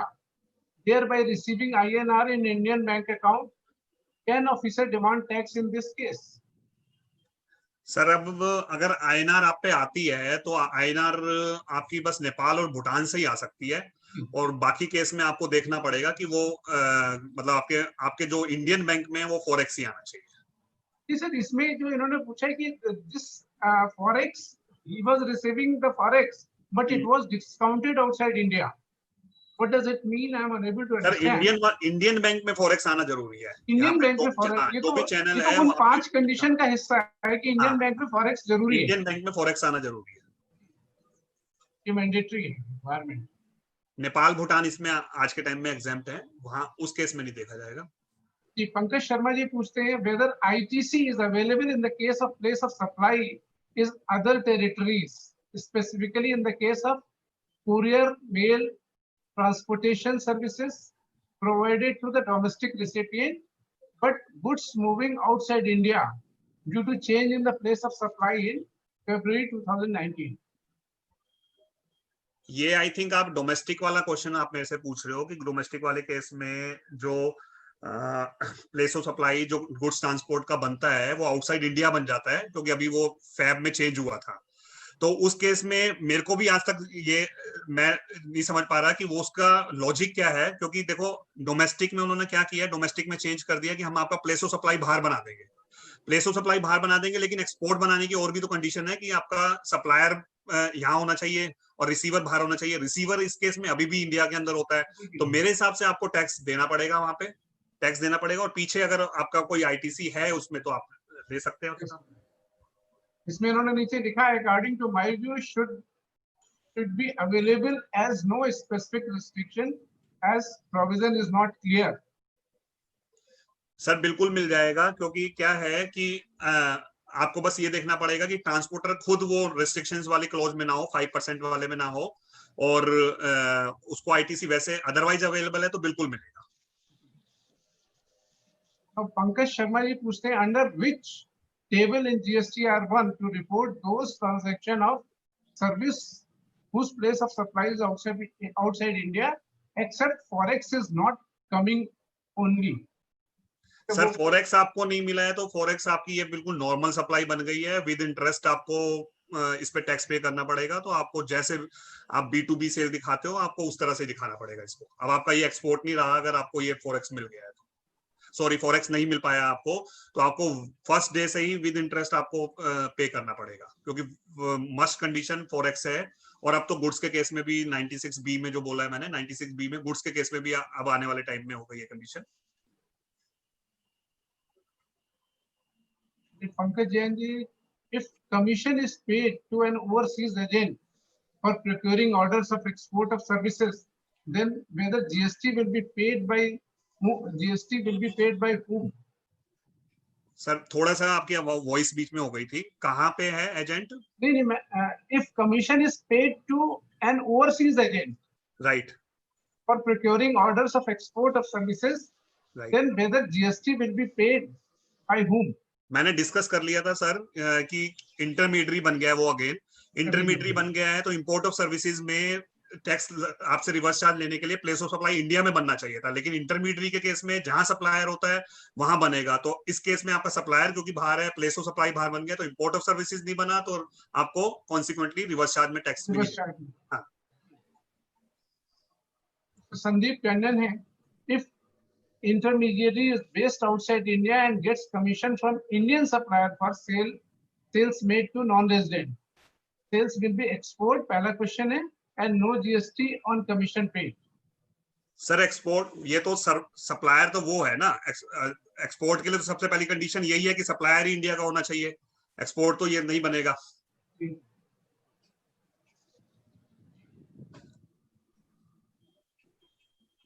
Then Mr. Chandrachud, where a RP is in India, is selling goods agent of foreign manufacturer and arranges sales for principal and domestic territory, and in return receives commission in convertible exchange.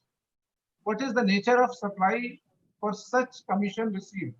If is it export or service or not? India में जो है sir उसको commission मिल रहा है या India commission agent कहाँ पे है? ये कह रहे हैं representation is in India, is Where? Selling agent for Sorry, foreign where? Manufacture, India Where? में है और फॉरेन हाँ। मैन्युफैक्चरर का सामान बेच रहा है। अच्छा, कोई एजेंट है वो फॉरेन मैन्युफैक्चरर का सामान बेच रहा है। जी ठीक है सर। इस केस में तो क्या है कि यहाँ पे इंटरमीडिएट जो है इंडिया के अंदर है, आपका सर्विसेज यहाँ पे दे रहा है वो, तो सर्विसेज यहाँ पे दे रहा है और वो एक्सपोर्ट आपका बन नहीं पाएगा। क्यों नहीं बन पाएगा? क्योंकि जो सर्विसेज एक्सपोर्ट की कंडीशन ये है कि आपका जो प्लेस ऑफ सप्लाई है वो आउटसाइड इंडिया बनना चाहिए था, लेकिन इंटरमीडिएट के केस में प्लेस ऑफ सप्लायर में बनता है। तो आई थिंक सब रिपीटेटिव ही आ रही है। प्लेस ऑफ सप्लायर के सॉरी इंटरमीडिएट के केस में प्लेस ऑफ सप्लाई जो बनता है वो वही बनता है जहां सप्लायर है, और अगर आपको एक्सपोर्ट बनाना है तो out of India place of supply बनाना पड़ेगा, वो बनता नहीं है इंटरमीडिएट के केस में, तो ये एक्सपोर्ट नहीं बन पाएगा। इंपोर्ट के केस में क्योंकि इंडिया के अंदर सप्लाई नहीं बना प्लेस, तो इंपोर्ट नहीं लग पाएगा, इसलिए इंपोर्ट एक्सपोर्ट कुछ नहीं बनता इस केस में। मैंने ये बताया कि कमीशन एजेंट के ऊपर जुडिक्शन जो है वहां की स्टेट रखना चाहती है। जी बस इन्होंने ये कहा है कि कन्वर्टेबल फॉरेन एक्सचेंज में आया तो ये एक्सपोर्ट के लिए इररिलेवेंट रह गया, क्योंकि वो कंडीशन सारी कंडीशन उससे कोई फर्क नहीं पड़ेगा सर, बाकी भी तो कंडीशन पूरी करनी है ना, केवल फॉरेक्स ही तो नहीं है ना। अब उस पर जुरिडिक्शन ही नहीं है उन्होंने। Can merchant exporter further sell goods to another merchant exporter at 10% for export? अभी सर स्ट्रिक्ट कंडीशंस हैं, एज सच कुछ है तो नहीं, क्योंकि इसी पूरे कंडीशन के साथ आपको चलना पड़ता है, ये कंडीशन फॉलो करके।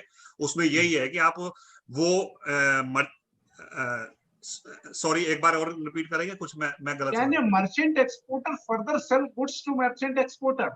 नहीं, यहाँ पे भी नहीं करता। हाँ, मर्चेंट एक्सपोर्टर तो खुद ही एक्सपोर्ट करेगा, और उसको तो इतना भी बोल दिया है कि वो या तो डायरेक्ट उससे उठा के सीधा कस्टम पे ले जाएगा, या फिर अगर वो अपने यहाँ पे वो एग्रीगेशन करना चाह रहा है, जस्ट एग्रीगेशन ही करेगा, कुछ और कर भी नहीं सकता, तो वो वेयर हाउस में लेकर आएगा अपने, तो इतना ज्यादा कुछ नहीं कर पाएगा वो उसमें, वो बेच नहीं सकता उसको। हाँ, क्योंकि एक्सपोर्ट ही करवाना चाह रहे हैं ना, तो लिंकेज कैसे रखेंगे फिर उसकी।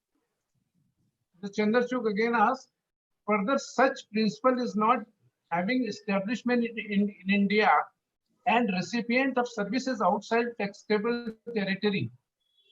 ये उनका पहले क्वेश्चन से रिलेटेड है कि उन्होंने जब कहा था कि कमीशन एजेंट इंडिया में है और फॉरेन एक्सचेंज पा रहा है, तो उन्होंने इसी क्वेश्चन को शायद लिंक किया है। Further such principal is not having establishment in India and recipient of services outside Indian territory. या तो सर उनको माइक पे ही ले लो, क्योंकि वो इतना ऐसे थ्योरी में नहीं समझ में आ रहा है क्या पूछना चाहते हैं। किसकी बात कर रहे हैं बड़े भैया? चंद्रचूक है जी, कौन है? चंद्रचूक। अच्छा, ये बोल देता हूँ। चुग साहब, एक minute sir, I believe I have done that. चुग साहब बोलिए। चुग साहब, सर अनम्यूट करके बोल दीजिए अपने आप को सर। हाँ चुग साहब, हाँ चुग साहब अनम्यूट कर लीजिए अपने आप को। तो वो अनम्यूट उनके हाथ में है, वो अब तब तक आप सर आप कर लो सर। वैसे देखो सर, आंसर इसका यही रहेगा, इंटरमीडिएट के केस में प्लेस ऑफ सप्लाई है वो उसी स्टेट में रह जाता है, तो एक्सपोर्ट इंपोर्ट नहीं बन पाता, क्योंकि प्लेस ऑफ सप्लाई की कंडीशन खत्म हो गई, उसके बाद वो कोई और कंडीशन सेटिस्फाई कर रहे हैं, वो इररिलेवेंट ही हो जाएगी। जी, प्लेस ऑफ सप्लाई के साथ दूसरी कंडीशन सेटिस्फाई हो रही हो तो फिर ठीक है। हाँ, मैंने वैसे नंबर भी शेयर कर लिया है, व्हाट्सएप कर देना, या तो क्वेरी देख लूंगा उसमें मैं एक बार। मेरे हिसाब से यही है, अगर आ जाते हैं माइक पे तो फिर यहाँ डिस्कस कर लेंगे। सुनील मंगला जी हैं, if any dealer do export and local cell, can he adjust his input tax credit against the output of local cell? हाँ, बिल्कुल कर सकता है। आईटीसी आपको पड़ा होगा तो आपको रिफंड दे देंगे, और आपका वैसे ही यूज हो रहा है तो आप यूज कर लो, वो यूज करने के लिए मना नहीं किया। इसलिए मैंने बोला कि अगर आपका ऐसे यूज हो जाता है फिर तो आप पक्का एलयूटी ले लो, क्योंकि फिर आपको एक्सपोर्ट पे उधर टैक्स नहीं देना पड़ेगा, उधर पैसा नहीं फंसा आपका, और इधर आपका आईटीसी डोमेस्टिक में आपको मिल गया। एंड फिर फर्दर उनका है input tax against purchase for export. Yes, that is also. जी हाँ जी, सुनील मंगला जी फिर पूछ रहे हैं input tax against purchase for export. नहीं गौर साहब, वो उसी से रिलेटेड था, वो ठीक है, उसी से रिलेटेड है। जी मंगला जी। अरे सर, आप ले सकते हैं सर एक्सपोर्ट का। Thank you very much. हाँ जी, आप पूछ लीजिए, आप तो सॉरी हाँ जी, हाँ जी। अच्छा, पंकज शर्मा जी पूछते हैं whether INR received from NRO account is forex or not. NRO account तो sir NRO is a domestic account. Foreign का domestic account sir, domestic account होता है वो। रूपी डिनोमिनेशन में होता है सर ये। जी एकदम ठीक है। NRE account is an export foreign exchange account. NRO account is a domestic account. Right Indian income के लिए होता है उसमें। Indian income. Right Pradeep Kapoor ji पूछते हैं can payment from NRE account will be treated as export of service if the services are export of services. Payment from NRE account यानी कि बाहर किसी ने अगर एनआरई अकाउंट से पेमेंट की है। बाहर नहीं सर, उसने बाहर नहीं किया। एनआरई अकाउंट मान लीजिए मेरा मेंटेन्ड है, मैं नॉन रेजिडेंट हूँ, मेरा नॉन एनआरई अकाउंट मेंटेन्ड है, तो क्या उसमें एक्सपोर्ट और सर्विस में काउंट होगा ही नहीं होगा? आई थिंक सर मतलब थोड़ा एक्सप्लोर करना पड़ेगा, लेकिन मेरे को ये लगता है कि वो फॉरेक्स में ही मेंटेन होता है और उससे कुछ अगर आपको पैसा आ रहा है तो वो फॉरेक्स में ही आएगा। तो किसी बाहर वाले ने अगर ऐसे दिया है तो वो फॉरेक्स ही माना जाना चाहिए। ये फुली रिपार्टेबल है सर, आपकी बात सही है, फुली रेमिटेबल होता है, कोई दिक्कत वाली बात नहीं है। एनआरई अकाउंट में अगर पैसे एनआरई अकाउंट में अगर पैसे रहते हैं तो ट्रांसफर करने की लिमिट है। एनआरई अकाउंट में कोई पैसे रह गए तो there is no limit as such. हाँ जी भैया। श्री राजीव कुमार झा पूछते हैं how to check the Indian bank forex has come to INR, please explain. Sir ये तो FIRC आती है, वो उसका प्रूफ होता है। आप FIRC ले लो, इसका मतलब वो फॉरेक्स में ही आया आपके पास। जो भी रेमिटेंस है उसकी FIRC लीजिए, आपका क्लियर हो जाएगा। इसलिए आपसे एक्सपोर्ट ऑफ सर्विसेज के केस में आप जो मैंने आपको सर्कुलर बताया है, उस सर्कुलर में डॉक्यूमेंट्स की लिस्ट लिखी हुई है, उसमें लिखा हुआ है कि एक्सपोर्ट ऑफ सर्विसेज के केस में आप FIRC लेकर आओगे, और अब गुड्स के केस में भी वो आपसे मांगने लग जाएंगे।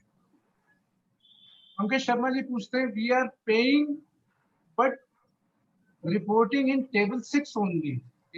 ये भी क्वेश्चन मेरे ख्याल से किसी क्वेश्चन से पिछले से। अच्छा, ये पूछ रहे हैं कि ये अभी एक्सपोर्ट कर रहे थे लेकिन इनका फॉरेक्स आया नहीं है अभी, इनका फॉरेक्स आया नहीं है तो इनका एक्सपोर्ट से वो बन गया है। तो इनको अब यही करना पड़ेगा कि वो जो सितंबर तक का टाइम होता है करने का, रेक्टिफाई करने का, इनको दोबारा से इसको चेंज 3B के थ्रू चेंज करके इंटरेस्ट के साथ पे करना पड़ेगा, क्योंकि एक्सपोर्ट तो अब आज की डेट में रहा नहीं ना। वो अमरजीत भैया टाइम लिमिट क्या दी है इन्होंने फॉरेक्स रिसीव करने की? 6 सर, ये मास्टर सर्कुलर में एक मिलता है, उसमें 9 मंथ आता है, लेकिन मेरे हिसाब से वो चेंज हो चुका है। टाइम इन्होंने RBI के हिसाब से रखा है, वो 6 मंथ होता है मेरे हिसाब से। 6 मंथ। ये 9 महीने तो भैया अभी हुए हैं, 9 महीने इसलिए हुए हैं क्योंकि वो जो बीच में कोविड के चक्कर में, और शायद ये 12 महीने भी हो जाएंगे। बहुत बड़ी बात सर, अगर जो RBI का टाइम है वो यहाँ अप्लाई होगा, इन्होंने RBI लिखा है। ठीक है, ठीक है। सर संदीप टंडन जी पूछते हैं clarifying the earlier query, supplier is in Indian, intermediary is based on outside India, buyer is non-resident, sale will be export. Buyer non resident है और ये इंटरमीडियरी है, सप्लायर यहाँ पे।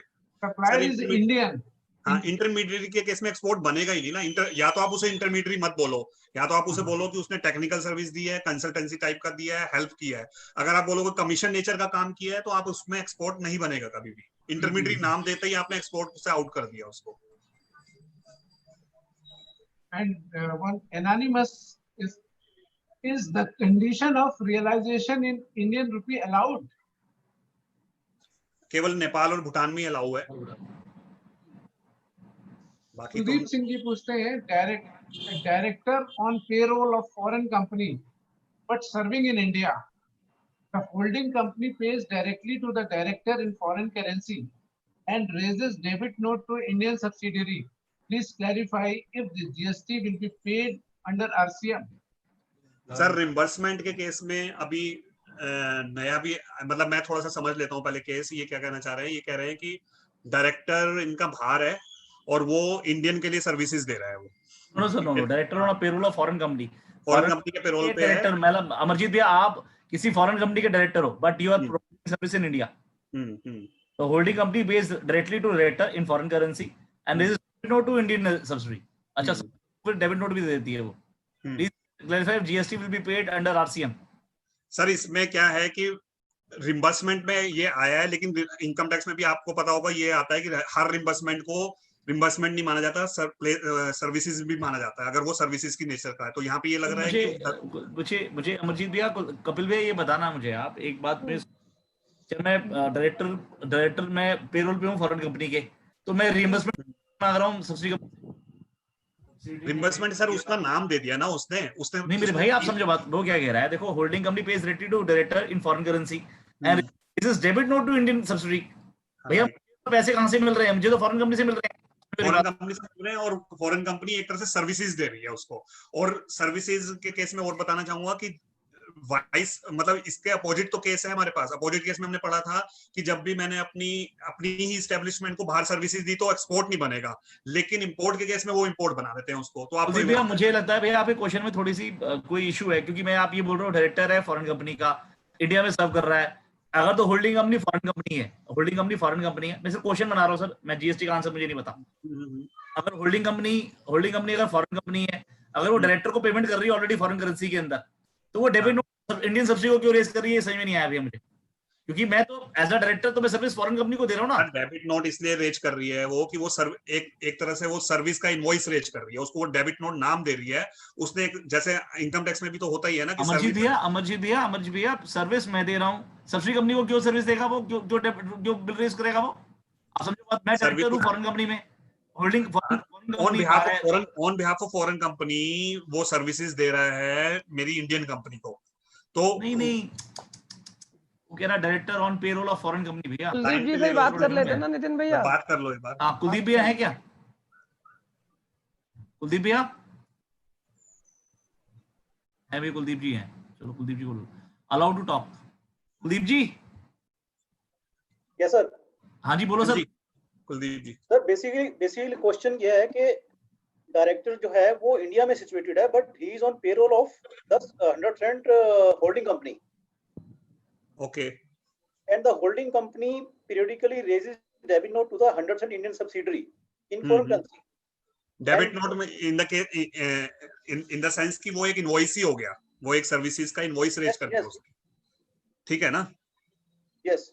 तो सर भैया एक मिनट ले रहा हूँ भैया फॉरेन कंपनी का मैं डायरेक्टर हूँ फॉरेन कंपनी में, ठीक है जी।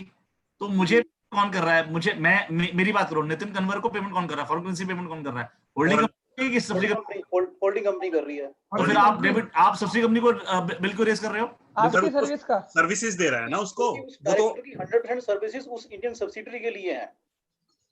कोई सर्विस दे दी सर, टेक्निकल नेचर की सर्विस दे दी उसको। अच्छा यू वांट टू से जो सर्विस में इंडियन सब्सिडी को दे रहा हूँ उसके बिहाफ पे उसने हेल्प कर दी उसको, but they are giving name as a reimbursement, but लेकिन एक्चुअल में वो रिम्बर्समेंट नहीं है। ठीक है भैया। तो सर इस केस में यही है कि बाहर वाली कंपनी ही सर्विस दे रही है, तो आप सिंपल सा ये इंपोर्ट ऑफ सर्विसेज में ये देखना था कि सप्लायर बाहर हो, रिसीवर यहाँ पे हो, और प्लेस ऑफ सर्विसेज मेरा यहाँ पे इंडिया में बन जाए, तो इस केस में बनेगा बिल्कुल। इस केस में डायरेक्टर सर्विसेज यहाँ रह के दे रहा है, उसके बेस पे नहीं बने, उससे नहीं देखा जाएगा। आप तो ये देखोगे ना कि ये जनरल रूल में फॉल करेगा। जनरल रूल ये कहता है जहां रिसिपिएंट है वहां पे मेरा बन जाएगा, रिसिपिएंट आपका यहीं पे इंडिया में ही है, तो इंपोर्ट ऑफ सर्विसेज में फॉल करेगा, ये रिवर्स चार्ज में देना पड़ेगा आपको। एक रिम्बर्समेंट पे कोई, लेकिन रिम्बर्समेंट पे कोई एडवांस रूलिंग या कुछ आया है, उन्होंने शायद रिलीफ दे दी है, तो वो मैं एक शेयर कर लूंगा, लेकिन वो रिम्बर्समेंट में फॉल करना चाहिए। आपके वाला केस मुझे लग नहीं रहा प्योर रिम्बर्समेंट टाइप का है। ये तो सर्विस का बिल है, तो सर्विस का बिल है, रिम्बर्समेंट ये तो सर्विस इनवॉइस हो गई है, तो सर्विस, हाँ सर्विस इनवॉइस है, और ये रिवर्स चार्ज में टैक्स देना पड़ेगा subsidy. Sir can we file refund for this? Refund क्यों सर? रिफंड आपका तो इंपोर्ट ऑफ सर्विसेज बना है ना, एक्सपोर्ट के केस में तो रिफंड लोगे। But we are paying under RCM, कुछ मतलब it's an expense for us. हाँ आरसीएम नहीं एक्सपेंस नहीं होगा। आरसीएम तो जब भी आप आरसीएम में पे करते हो, मैं ओशियन फ्रेट भी आपको पढ़ाना भूल गया, ओशियन फ्रेट में इतना झगड़ा चलता रहता है, लेकिन तब भी सब उसको पे कर देते हैं। क्यों पे कर देते हैं? अल्टीमेटली मेरे को आईटीसी तो मिल ही जाना है ना। रिवर्स चार्ज का वही कंसेप्ट है, आप पे करो और उसी टाइम पे उसका क्रेडिट ले लो। क्रेडिट आप ले सकते हो सर, रिफंड के लिए नहीं जा सकते हो। रिफंड आईटीसी दो केस में अलाउड है जीएसटी में, इधर इन the case of export, direct export जो हमने पढ़ा है, और एक हमारा इन्वर्टेड ड्यूटी स्ट्रक्चर। इसके अलावा आप कभी भी नहीं जा सकते हो आईटीसी के रिफंड। नितिन जी चंद्रचूड़ के क्वेश्चन अगेन है, और वो उनको कह रहे हैं माइक अनम्यूट नहीं हो रहा है। एक क्वेश्चन फिर उनका लास्ट क्वेश्चन भी है तो एक बार उनको अनम्यूट करने, उनको दोबारा मैंने ट्राई किया सर, मैं एक बार मैं दोबारा कर देता हूँ चुप साहब को ना। अमरजीत सर जी मैं फोन नंबर बोल दूंगा, अगर कोई ऐसी कोई दिक्कत नहीं है, किसी की कोई ये उनका ना माइक, सर वो कह रहे हैं कि मेरा माइक अवेलेबल नहीं है, समथिंग वो ये कह रहे हैं। सर एक क्वेश्चन, अमरजीत जी एक क्वेश्चन और है, वो कर ले, फिर उसके बाद में forex not receive for export of services in time period given by FEMA, can officer can demand tax in this case? Sir जब उसको दिख जाएगा तो वो आपसे डिमांड कर लेगा, बेटर है कि आप ही जमा कर दो, इंटरेस्ट रुक जाएगा आपका, क्योंकि टाइम निकल गया तो forex one of the crucial condition है, आप नहीं ले सकते हो। अमरजीत भैया क्या ऐसा हो सकता है कि जैसे 6 महीने का टाइम है या 9 महीने का टाइम है, व्हाटएवर द टाइम पीरियड है, 9 महीने में तो पेमेंट आई नहीं, 11वें महीने में पेमेंट, 12वें महीने में पेमेंट आ गई, तब क्या होगा भैया?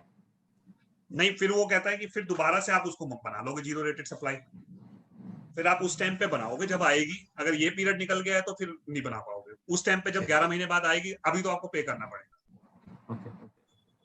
एक बार, लेकिन एक बार चेक पे करना करके पड़ेगा। दोबारा मेरे हिसाब से ये प्रोविजन है कि जब आपकी आ जाती है तो आपका फिर एक्सपोर्ट माना जाएगा, लेकिन स्टिल एक बार चेक करना बनता है। ठीक है। अच्छा, एक झांसा का क्वेश्चन है, like PayPal has transferred the foreign currency in normal current account, then in that case it is considered a foreign currency in case of export or service? Sir PayPal आ रही है ने क्या किया है सर, एक्चुअली क्या हो रहा है सर, जैसे PayPal नहीं होता सर आज की डेट में, ये जो इन बिटवीन जो पेमेंट देके आपका गेटवे कहते हैं सर, गेटवे सिस्टम पेपाल, जैसे आपने सर्विस दी, आज की डेट में क्या हो रहा है सर, आप बाहर सर्विस दो तो बहुत लोग पेपाल के थ्रू पेमेंट करते हैं, तो पेपाल के थ्रू पेमेंट आ गई, तो will it be considered to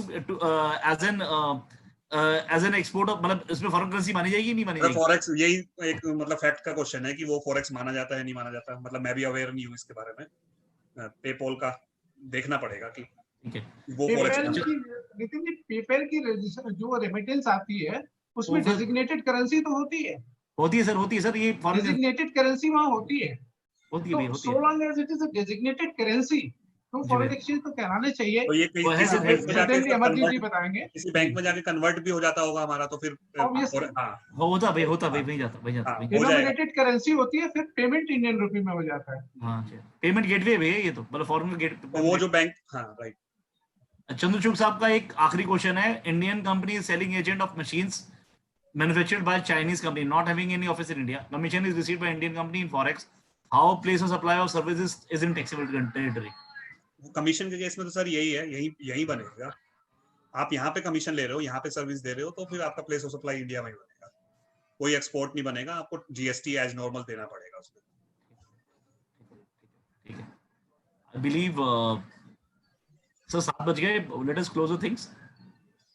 Nitin ji मेरा एक क्वेश्चन है इसी से रिलेटेड कि एक मेरे क्लाइंट ने एक चाइनीज कंपनी को सर्विस दी और उसको इंडिया में एक ऑर्डर दिलाया, ठीक है, हाँ, उसने उसको बिल रेज कर दिया और उसको फॉरेन करेंसी में उसको पेमेंट आ गई, तो कमीशन का बिल रेज कर दिया ना, कमीशन का बिल रेज कर दिया, हाँ जी, तो एक्सपोर्ट ऑफ सर्विस ही आएगा ना? तो देखो सर, दो चीजें हो गई ना यहाँ पे, एक तो कमीशन की सर्विस हो गई है, कमीशन की सर्विस तो आपकी इंपोर्ट ऑफ सर्विस नहीं हुआ सर, कमीशन आप एक इंडिपेंडेंट सर्विस दे रहे हो, लेकिन वो एक्सपोर्ट नहीं बन पाई क्योंकि आपका प्लेस ऑफ सप्लाई उसका इंडिया में ही फॉल कर गया इंटरमीडिएटरी सर्विस होने की वजह से, राइट? तो इस वजह से ये नॉर्मल जीएसटी बन गया आपका।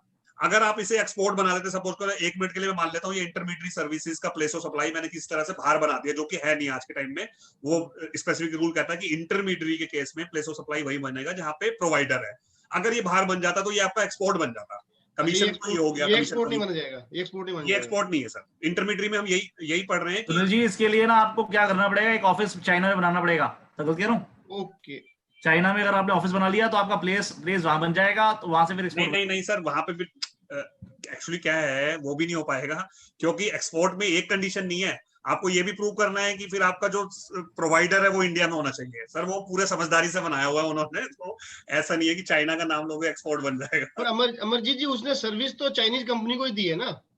सर सर्विस चाइनीज कंपनी को दी है, यही मैं समझाना चाह रहा हूँ, चाइनीज कंपनी को सर्विस दी है, लेकिन इंडियन गवर्नमेंट ये कहती है कि ये इस टाइप की सर्विस है जो इंडिया में ही कंज्यूम हो रही है।